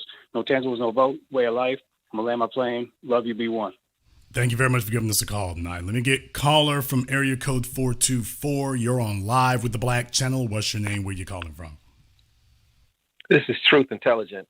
Brother, you're doing an excellent job. You're right on point with the Jalen Rose situation and calling it out. The level of coonery is bananas, and I appreciate the show. Keep doing it, brother. Thank you for giving us a call. And it's a broadcast, not a show, people. Caller from area code 267. You're on live with the Black Channel. What's your name? Where you calling from? Hi, this is Tammy. I'm from Williamsport, PA. Great broadcast. I'm just calling for the two things I wanted to say. The first thing is, it's funny how black men get in trouble for saying things that are not even that offensive. I'll tell you that I had experienced white men who had said really offensive stuff. One of my professors has spoke about how it's okay for people to use Android as sex toys, which I think was kind of inappropriate. And he said this in front of our class. And then I remember in the military, one of the sergeants was harassing a white female soldier, and she actually went and reported and took it up to higher ups, and he never even got in trouble. He tried to play it off like she was crazy. And it had those two individuals been black men, their careers would have been over. And the hypocrisy is it's crazy how, they allowed to say and do anything, but we say that the smallest thing and, our lives are over. Well, definitely that's something to keep in mind. Thank you very much for giving us a call. Let me get caller from area code 215. You're on live with the Black Channel. What's your name? Where you calling from? Definitely that's something to keep in mind. Thank you very much. Okay. Caller from 215 is doing crack right now. Caller from area code 281. You're on live with the Black Channel. What's your name? Where you calling from? This is Tony in Houston. Tony in Houston, what's on your mind? Listen, Jason, you hit it 100%. I'm 66 years old. I voted for Jimmy Carter in November of 1976. That was my first presidential Democratic vote. And I pretty much voted Democratic ever since. Like I said, I'm 66. I apologize to everyone. I didn't know any better. It's the way we were raised as blacks in those years. And I know better now. It is no tangibles, no vote. I didn't vote in this midterm because there were no tangibles, so they got no vote from me. I'm a highly sought-after voter. The Democrats and or the Republicans would love to have me. I'm a well above educated, large, very middle to upper middle class income. And so if they don't have what's in our best interest, they get no vote. And if you want to blame somebody, blame me. I wouldn't vote for any other, male or female. I'm glad Stephanie Abrams lost. She's nothing but a third wave lesbian feminist. She has no interest in doing anything for black men. Her only interest is herself and the gay agenda. And the people of Georgia don't know what a bullet they dodged. But I do agree with you. I agree that she was not set up to win. And therefore, why would you run someone like her? If you really wanted to win, it makes perfect sense. No one in their right mind would want to live in a state where an ideologue feminist like Stacey Abrams is the governor. Look at Chicago and Lori Lightfoot if you want to see chaos and confusion. Thank you very much. And as far as Jalen Rose, did he go to college? I'm not sure if he went to college, but if he did, he was there. He basically got an A in lunch. Thank you very much for giving us a call tonight. Let me get call of America code 248. You're on live with the Black Channel. What's your name? Where are you calling from? Good evening, Jason. This is Teresa calling from Detroit. To answer the last caller, Jalen Rose actually did go to college. He went to U of M. He was in that original Fab Five, if anybody remembers that from the 90s. Being from Detroit, it's really disappointing to see him doing this. I think one of the things that he's doing, he is relying on, he does have actually a school in Detroit. It's called the JRLA Academy. I think those are the initials, where they do take inner city kids and put them through school. And I think most of those kids have gone on to college. I wonder what they're teaching them there. I wonder if they're teaching them ain't no racism, ain't no white supremacy. Why, you can go as far as you wishes to goes. Take a look at the founder of our fine school and establishment, Mr. Jalen Rose, and his wife, former wife, Miss Molly. And you can do whatever you wants to do. I wonder if that's the part of the orientation. I just wonder. Well, judging from this last stance he's taken, that probably is correct. But I do have a question. That's why I called. They really, when you were talking about Simone Sanders and all the money that the white supremacists invested in people like her, and I mean, they literally pulled out all the stops. They pulled out all of the coons and got them off the bench. Where it's the people at sports, Stephen A. Smith, Shannon Sharp, Barkley, Shaq, and then from the mainstream, these people, well, I don't know if you can call it Goldie Taylor mainstream, but you know what I mean, the people that they pulled out. I literally myself got into a Twitter battle with Teray because every tweet was some kind of, attack on Kyrie. So I guess I'm wondering, my question is, they see that hasn't worked and basically the black streets don't listen to these people. Do you think they're going to try a different tack? Maybe realize that maybe bringing out all these coons doesn't work anymore. All these people are going to be out of a job, and are they going to try a different tact, or are they just going to use the same old play every time they want to attack a black person? What they're going to do is what they've been doing. Ultimately, they're not going to sit up here and promote a black agenda. That's not what they're going to do. So what they're trying to do is find front people and see if we can put the lemon twist on it. Now, up until now, it was, Barack Obama and I understand exactly what y'all talking about. And then he didn't deliver anything. He ignored what was happening. Matter of fact, oppression of us accelerated under him. So he's no longer viable. Now they're taking the tactic of acknowledging everything that we're saying, that we want tangibles. Now they're acknowledging it, but then not doing anything. So it was acknowledging it and then pivoting to minority coalition talk. Stacey Abrams in the last couple of months, she didn't pivot. She didn't try to steer it to minority coalition talk. But when you tried to pin her down, she was still trying to use trick language too. So she was acknowledging what we said, that we wanted things specifically for us. She acknowledged it and then didn't go anywhere with it, or started trying to drip trick bag language into it. So we understood that that's going to be the playbook going forward. That's as far as they are going to go, unless they start losing elections, in which case the only way you're going to get them to stop doing this is to break that stranglehold. You're not going to break the stranglehold any other way. If you don't show them that they will lose elections if they continue trying to be slick, unless there are consequences, they're just going to keep trying to remix the formula, find a new code word, find some new trick language. They're just going to keep spinning that machine and see, well, if we reword it, can we send out a superstar? Vax that ass up. You notice they keep doing that. And it's like now it's gotten to a cringeworthy state. But remember, their goal isn't to get the black vote. Their goal is to stall for time, so they can try to get in as many buffer classes as they can to dilute and overwhelm the black vote. So just understand what their thinking is. You've literally had 5 million illegals come into the country in just the last 2 years. 5 million. That's not and then depositing them in black cities, except the ones that got caught in Texas and Florida. That's not accidental.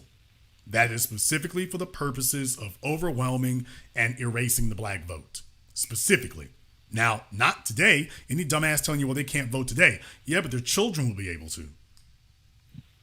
So just understand, they're like, oh, well, don't worry. We got a 10, 15-year game going on here. And then the kids will be able to vote. And then at that point, you'll be a non-issue. So just understand the game that they're playing in general here. Thank you very much for giving us a call tonight. Although this does remind me, by the way, there was plenty of tether babble out there. Plenty of tether babble that was going on. I had Josiah. Where is it? I had one in particular there. There was one clown that was on there earlier there. They were real upset. They were real mad. They were off in their moistness. Black heterosexual men are the most privileged and dangerous people within the black community, yet they love playing the villain and victim role at the same time. What black men did to Stacey Abrams is unforgivable. Okay, make up your damn twisted sister mind. Are we responsible or are we not? What did we do?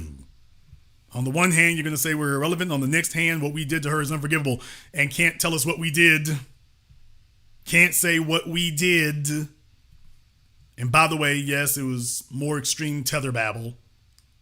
It absolutely is. It's more extreme tether babble. Folks put up tweets and things and showing receipts on it. So Hampton University, y'all got some explaining to do. Hampton University, we got some explaining to do. Got some explaining to do. Call of America 323. You're on live with the Black Channel. What's your name? Where you calling from? Hey, good evening, big brother Jason. This is Brother Elijah calling out of Brooklyn, New York. Elijah out of Brooklyn. What's on your mind? Brother, excellent broadcast. I want to add to what you're saying, brother. When you just showed the images of Reggie Miller, Jalen Rose, people have to remember these are they try to be more relevant today because they were never relevant like that during their NBA careers. So if they want to take a shot at a good brother like Kyrie Irving so they can get their weight up in society, that's what they're doing. No different than what Dwayne Wade is doing. On another note, do you see Raphael Warnock basically losing this election in the runoff? Very good question. I'm going to say that the fact that he couldn't win this outright has horrible, is a horrible harbinger of things to come. Yes, His sir. ability to win is the problem. If the Republican Party gets solidly behind Herschel Walker, then Walker's chances of winning are very good. Because there are you think black men were not excited about Stacey Abrams. Ask us about Warnock. Yes, sir. If you think black men were not excited about Stacey Abrams, take a look at Warnock. It's not good. So with that being the case, all the white folk who might not have been concerned before, they already came out for Kemp. And if it comes down to Georgia being the state that decides if the Republicans hold the Senate, don't you know they're going to throw $100 million at that state in the next 30 days to go ahead and knock that no-win column. And then Warnock can get back up there to the church and go kick out people at them little janky apartments they run. Thank you very much for giving us a call. Let me get call of area code 706. You're on live with the Black Channel. What's your name? Where you calling from? Timothy from Augusta, Georgia. Timothy from Augusta. What's on your mind? Y'all just got my point together.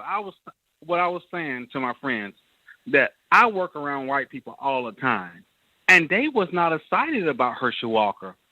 So if Warnock couldn't beat Herschel Walker, when most white people wasn't even excited about him, they was solid Republicans, that show you how weak Warnock is as a candidate. Because you couldn't even beat this man today, wasn't even supporting this guy. And Stacey Abrams, I was not excited about her at all. And I was telling my family members, she is not the one.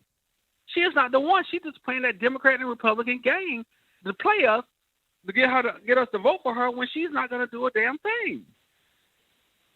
And we see that most black men did not come out and vote for her because she just was not no one you can get excited about. She didn't really speak to the issues that affect us day to day.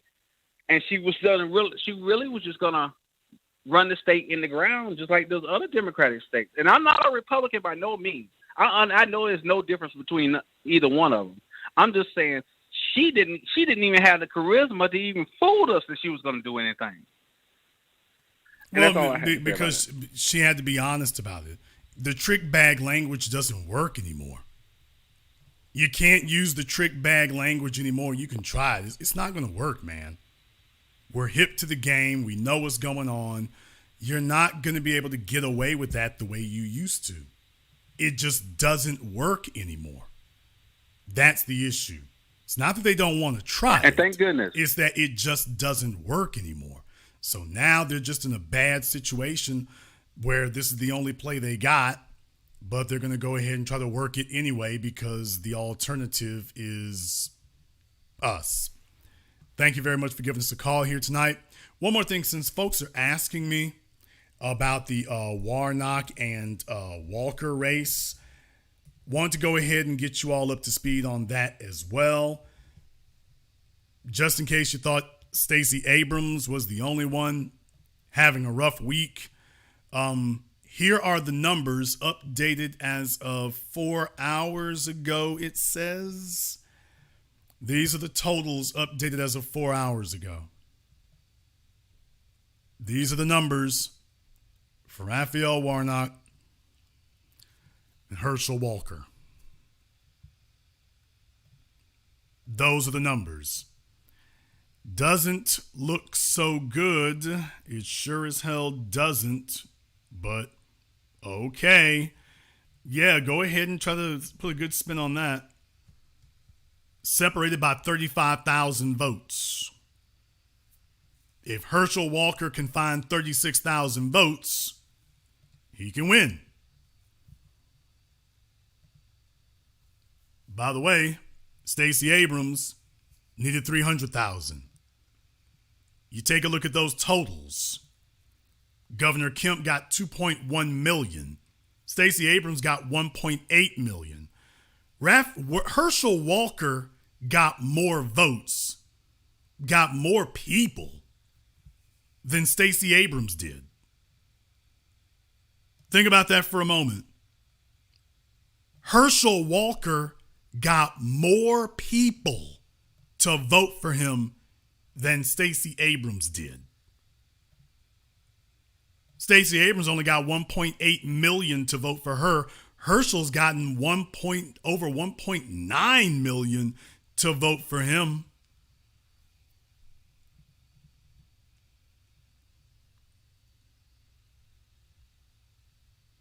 Caller from area code 229. You're on live with the Black Channel. What's your name? Where you calling from? Yeah, this is Antithesis calling from Valdosta. Joey, how you doing today, Jason? Antithesis from Valdosta. What's on your mind? Well, for me, it was 3 reasons why I didn't vote for Stacey Abrams. 1, she focused on talking at black people versus talking to black people. The second thing, she did an interview with Chico Bean on 85 South podcast. And when she was asked, why can't you do anything for black folks, she started explaining. And then the third thing for me was she went on stage at a concert with Mulata or whatever her name is, and she put out a sign saying something about abortion. And that's not our issue. And I don't know what she reasonably expected from that. Well, they kind of got their heads in a bubble, and they're just going to ride these things as long as they can. Just understand that. They're stalling for time. Thank you very much for giving us a call. Let me get caller from area code 704. You're on live with the Black Channel. What's your name? Where you calling from? Good evening, Jason. This is John the Baptist out of North Carolina. I have a couple questions for you. in your opinion, in this era of blaming the black man and how it is, we get blamed for everything. My question to you is, why is it that we as black people support the worst thing for us, like Stacey Abrams and Cheryl Beasley out of Carolina? And also, like I saw a lot of campaigns going on, like national-wise. And I see these campaign people using Saucy Santana and Trina. I'm like, why do we use this stuff to promote to black people, in your opinion? Because what you're seeing is the strategy and the tactics of the old generation filtering itself out. Just understand that. You're seeing the tactics of the old generation filtering itself out. Remember on election night, I saw Chuck Todd, and you remember I put up a post from Chuck Todd when he was talking about something. When I was showing what was going on there, Chuck wasn't looking so great about that. They weren't liking it because what I was showing was that, by the way, it's not looking so great there. When you take a look at the young, it doesn't look so great when you take a look at the young. When you're taking a look at young people, they got something different going on there now. Take a look on your screens there when it talks about election interest among white voters, 72%. Among black voters, 67%. Among those aged 65 and over, 83%. Among those 18 to 29, 40%. So what they're telling you is that the young are the issue. It's the future that's the issue. Don't let these folks up here and fool you and talk about the future's young and progressive. The future is tangibles. And the young people are asking those questions. So these other folks are going to try to play dumb about it, but don't be deceived. So what you're seeing is the old generation whose political philosophy was based basically on religiosity and faith. That we're going to pray these people into being better folks, and we're going to pray for this, that, and the other. And even if we shall overcome someday, that's literally the mentality. We shall overcome someday. We sitting up here talking about, no, we're here to get ours in the here and now. We're getting ours in the here and now, right now. So this is a fundamental difference in philosophy. Okay, and then thank you for giving us a call. Let me get caller Mary Code 713. You're on live with the Black Channel. What's your name? Where are you calling from? Hi, I'm Gloria calling from Houston, Texas. Gloria from Houston, what's on your mind? Yeah, so you did cover quite a bit tonight, and I just wanted to tap on the Kiki Bottoms situation as well as Stacey Abrams. Now, Kiki I became familiar with during the George Floyd protest, where she talked so angrily and disrespectfully to her own people. And it was for me at that time that she really showed herself, if you will. So, and then Stacey, good for Georgia that she did not win, because she is definitely down with the agenda. She said it time and time again that she was not going to be able to do anything specifically for black people because we didn't, we didn't really count for as much, if you will. So basically, that's just what I pretty much wanted to say. Well, definitely, that brings to mind one more thing. That's a very good point that you make. Keisha Bottom B was real upset when the uprisings happened in Atlanta. She was real upset about that. And in particular, she was upset about the fact that folks, they were attacking the CNN building. Well, yeah. Exactly. The media propaganda apparatus, they took their ire exactly where it was supposed to be. Not the right wingers, not the Proud Boys, not the folk who get on the internet and claim all the time that they about that business. Not them. The folks on our side of the fence were the ones who actually took it to these people physically. So just understand, one side is about saber rattling, the other side is about saber swinging. And they understood that, by the way, and there was young people out there. But one other thing, this kind of puts it into perspective now, doesn't it? About why she was so upset. When you see her as a paid contributor, I guess, here on MSNBC. And it's like, wow. So was she angling for a job on TV the whole time? And hey, y'all gonna mess up the bag. Think about that for a few moments. Did that event mess up the bag at CNN? Was she looking to have a commentator position there? And after all that happened, oh hell, y'all done messed up the bag for me over at CNN. Mm-hmm. Y'all need to calm down and get out the streets with that. You gonna mess up the bag for me. Mm-hmm. Get in your place, colored people. Think about that for a few moments. You make a very good point. Thank you very much for giving us a call. Yeah, y'all out there in the streets with all that hey ho business. You messing up the bag for me. Y'all messing up the bag for me. Call America code 937. You're on live with the Black Channel. What's your name? Where you calling from? Calvin from Jacksonville. Calvin from Jacksonville. What's on your mind? I was just wondering, do you think they could do the same thing like to Elon Musk if he got out of line? The same thing they did to him, the same thing they did to Kanye to him? I mean, technically, I suppose they could do that to anybody, technically, although what would you define as, quote, out of line? Okay, like maybe if he said like something anti-Semitic or something like that. I mean, it is possible, but the real thing is he's got so much money, it would be difficult to do such a thing.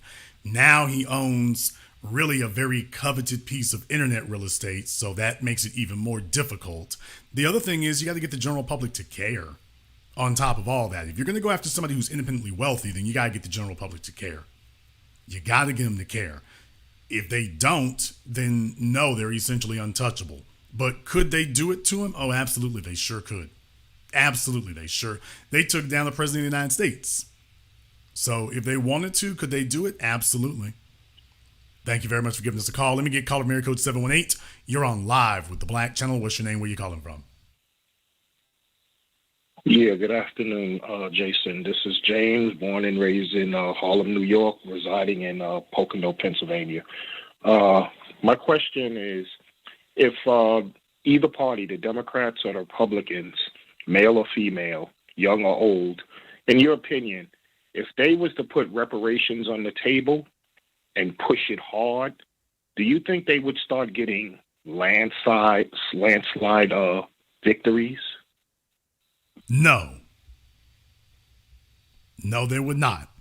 As a matter of fact, electorally speaking, it would certainly help in some regards. Would it lead to landslides? No, it wouldn't, because they've already started by diluting the electorate with factions that are hostile to black people. So if folks are seeing us getting more, that's actually going to galvanize a lot of them. What we're basing it on is the idea that just understand we can spoil the damn party for anybody we choose. We can choose who goes to the White House and we can choose who goes to the doghouse. So there's where it is. We don't have to be the most popular people in the room. See, when you got a landslide, that's usually because you're the most popular people in the room. We don't have to be that. The standard doesn't have to be, well, the black agenda has to have overwhelming popularity and crowds and swells. That's not the way it's been for gays, not the way it's been for illegal aliens, not the way it is for Jewish people, not the way it is for Asian people. They don't have to have landslide victories to have their rights protected and to get tangibles. So my short answer to you is no, the math doesn't work out that way. But even if it did, it's not required. Thank you very much for giving us a call. Let me get caller Mary code 954. You're on live with the Black Channel. What's your name? Where you calling from? Eugene, calling from Fort Lauderdale, Florida. Okay, Eugene, what's on your mind? On my mind, white supremacy. Okay, white supremacy. Dismantling white supremacy. Yeah. So with the vote, and I see how it's going on out there in Georgia. That's a good job to me. I see how well they doing that. Dismantling their white supremacy. and they think we didn't see them coming. Well, what you But don't see understand what's going on. What you don't see can definitely hurt you. Thank you very much for giving us a call. Let me get caller from area code 202. Okay, area code 202. We're trying here. Caller from area code 202. You're on live with the Black Channel. What's your name? Where you calling from? Hey, Jason. This is Rodney calling from D.C.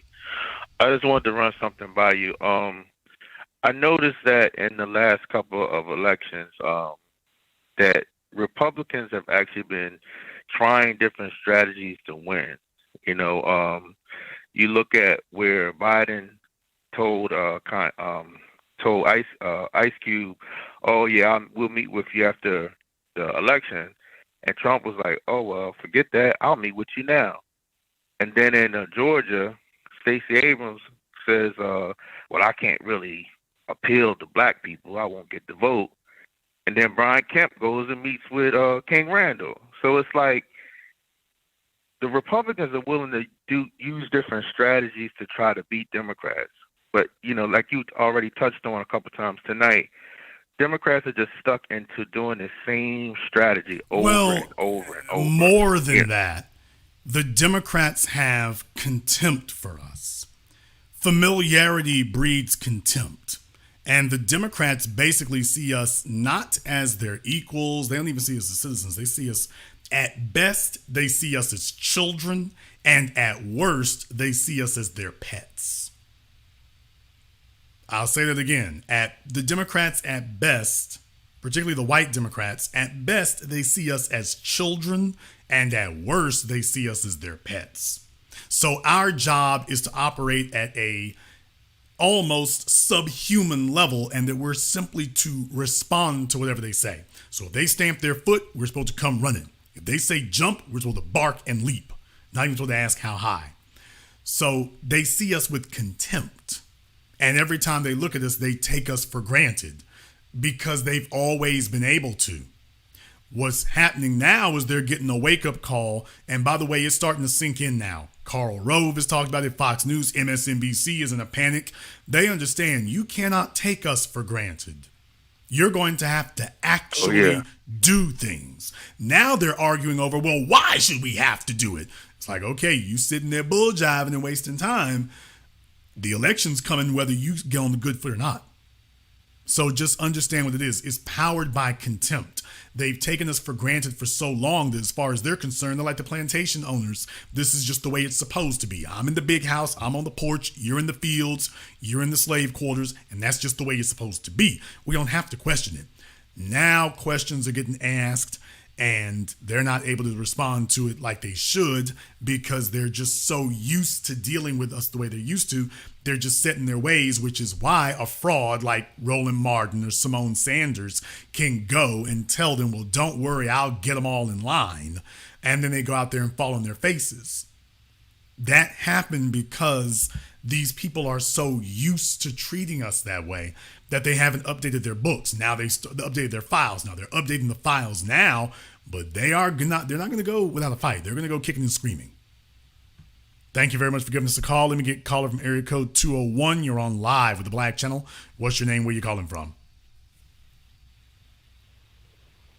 Anthony Brown, Jersey. Okay, Anthony, where at in New Jersey? Union. And what's on your mind? Two questions. How long do you think it would actually take the process for the Democrats to get these illegals eligible to vote and thus making us fourth-class citizens? And the second question, as far as Kyrie is concerned, is there something that we could do to sort of get together to set up some sort of boycott of Nike in the behalf of Kyrie? Well, I mean, they're already trying to do it in New York and California as far as giving them the right to vote. So there's certain areas where they already can vote in certain places. So how fast can they do it? No, they're already hard at work at that. I'm not quite understanding your question about Kyrie, though. It would really be nice if we could sort of somehow get together and set up a boycott against Nike, just to, give them a real look at. I actually want to talk about that on tomorrow night's program. We're going to sit down and we're going to have us a little bit of a war council so we can discuss that whole situation with Kyrie Irving, specifically in the context of Nike and specifically in the context of being able to build an empire like that. Because when you take a look at guys like Pat McAfee, looking at a guy like Pat McAfee, I'm looking at the Paul brothers, and you're seeing a situation where they're not reliant on ESPN broadcast television. They're not reliant on that at all. And that's the kind of thing I want us to take a look at there. So make sure you tune in for tomorrow night's program, because I actually want to deal with this more. I want to deal with this specifically more in depth, because business is my bag. I want to deal with this more specifically in depth. Thank you very much for giving us a call tonight. Let me get call from area code 929. You're on live with the Black Channel. What's your name? Where are you calling from? This is Daryl from Chicago. Daryl from Chicago. What's on your mind? Jason, excellent broadcast tonight. You're just going to really bring up a major point about Nike there. I like that, because if they're not familiar with the situation, years ago, Nike was boycotted by NCAA basketball and community grassroots organizations because of something that they said, some type of racial thing that they did. And me being a basketball head and a former pro ball player, I know exactly what that meant to the community. And it was real bad.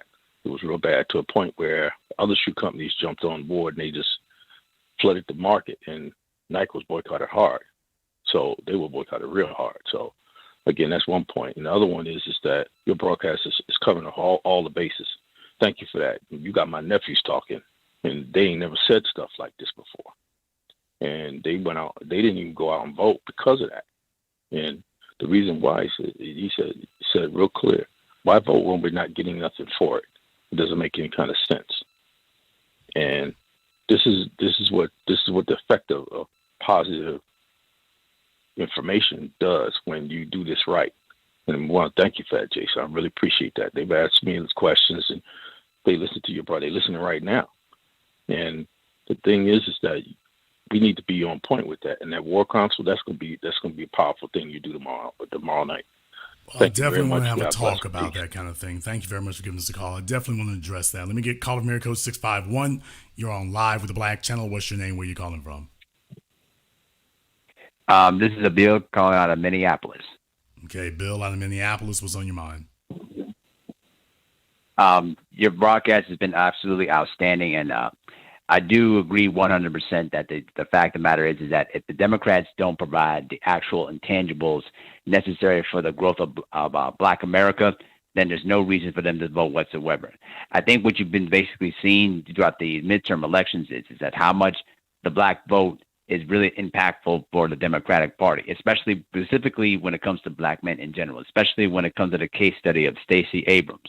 The fact of the matter is that she's been basically pandering to all sorts of different type of parties and whatever, instead of going down and basically trying to, figure out a way that, okay, we're going to give you the intangibles to try to help Black men. You choose to go against it. And now you're seeing that the fact of the matter is one-third of the voters in Georgia refuse to vote for her. And so that's where the failures lie into play. And unfortunately, it's going to be the loss for them, but it's going to be a win for us, because if we continue to stay in solidarity and pretty much telling them that if you don't provide the necessary intangibles for us, you're not getting our vote 100% of the fact. And that's all I got to say about that. Thank you very much for giving us a call. They're starting to get the point, everyone. For everybody asking, Jason, they're starting to get the point. Not yet, but they're starting to get the point. Let me get called from area code 908. You're on live with the Black Channel. What's your name? Where are you calling from? My name's Omar from Trenton, New Jersey. Omar from Trenton. What's on your mind? I got two things. I'm going to make it real quick. It's funny to me that the Democrats go on a blaming a rant about Black men, but if I'm not mistaken from the numbers, it looked like half the Latinos voted for Kemp, damn near. I find that funny that they don't mention them in the rant of not coming out, especially since they do so much stuff for them. You know what I'm trying to say? That's my first point. My second point is for Kyrie. Let me say this. I don't want to bash Shaq. I don't. He has done a lot of building affordable houses in my hometown of North New Jersey. So I'm not going to go and bash the brother. What I will say is, Shaq, you own the Cityplex down there on Bergen and Springfield. You shown that same movie that Kyrie shared a link to in their movie theaters. They can easily get you in the same type of way. Easily. So I'm like, are you guys not thinking? No, Shaq, they think they're being strategic is what they think.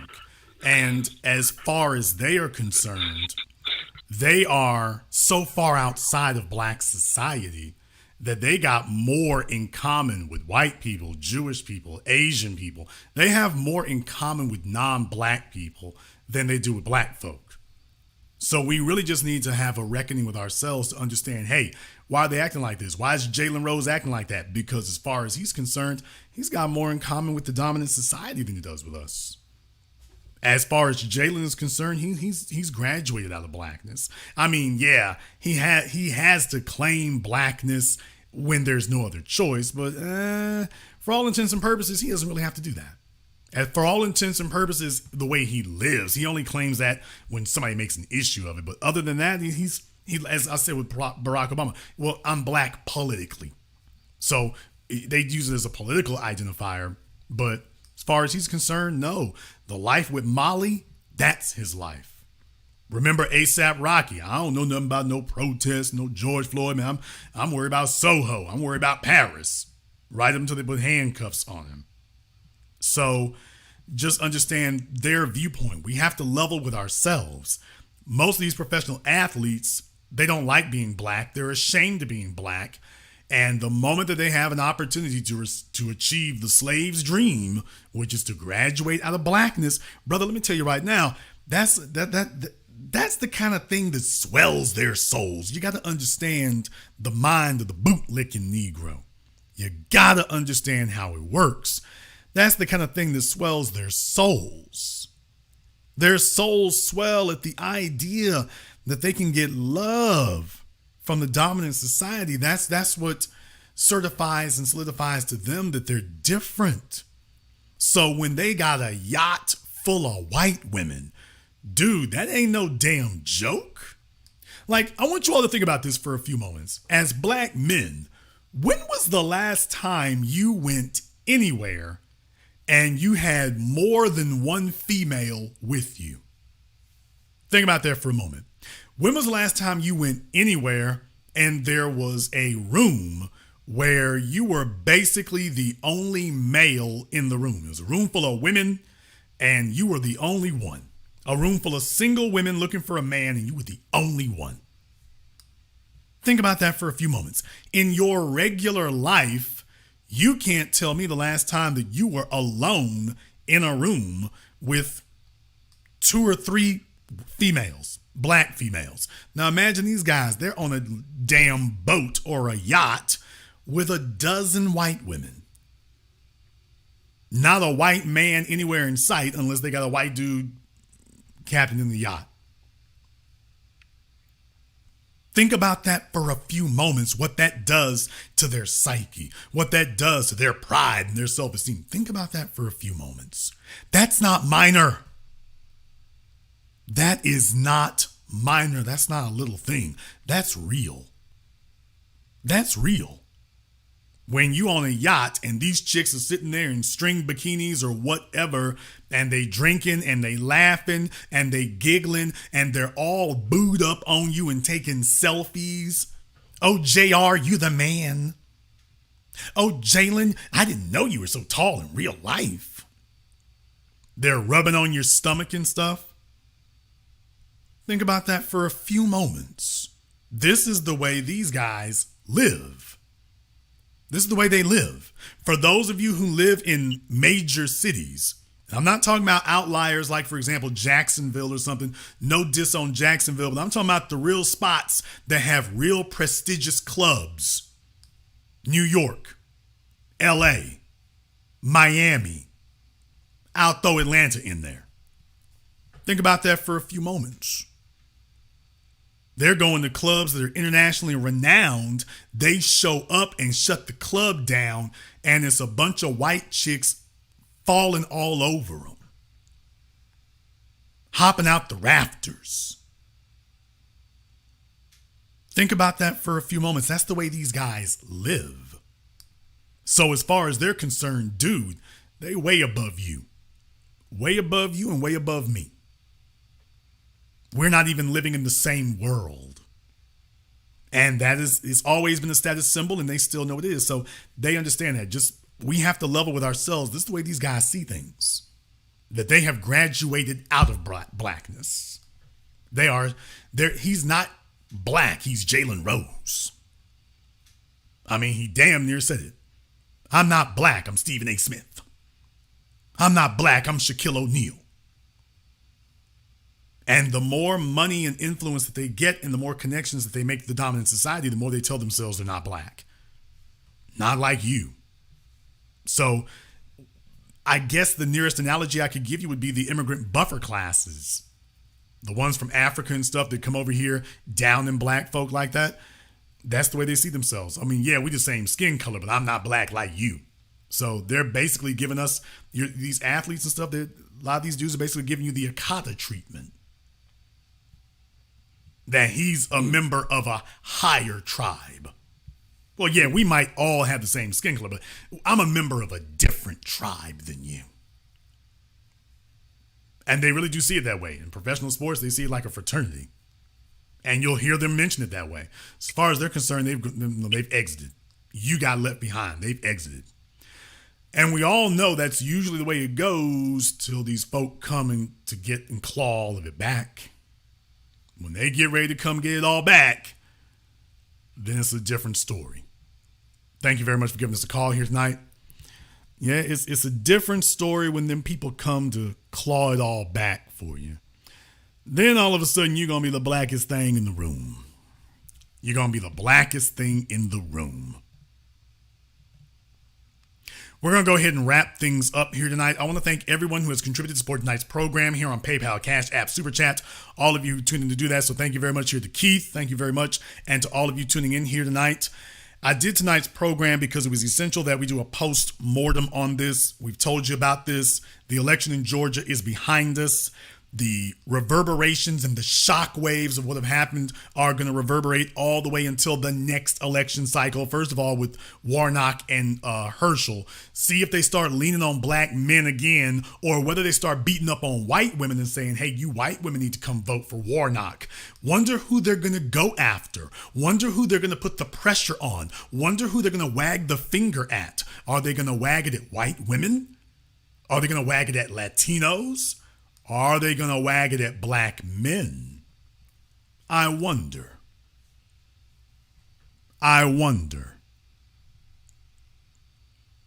If you are new here to the Black Channel, welcome to the Haven of Intelligent Black Thought. We do this every weekend. Click that red subscribe button. Click that yellow notification bell. Join us each and every time. Make sure that you have not been unsubscribed. Please make sure that you have not been unsubscribed. YouTube does involuntarily unsubscribe people, so go back, check your subscription status, and make sure you're subscribed here. And if you haven't been to our website, BlackChannelFilms.com, you want to go there and check out our groundbreaking, best-selling documentary work, 7 a.m., Gentrified, Race War, all available on DVD, on streaming, and on Amazon. Go to BlackChannelFilms.com. That is BlackChannelFilms.com. We're going to be back tomorrow night to do this all over again. And this concludes tonight's broadcast of the Black Channel. I am your host, your brother, your humble servant, the Black Authority. And until next time, my brothers and my sisters from around the world, remember, black is the future, and the future is uncompromising.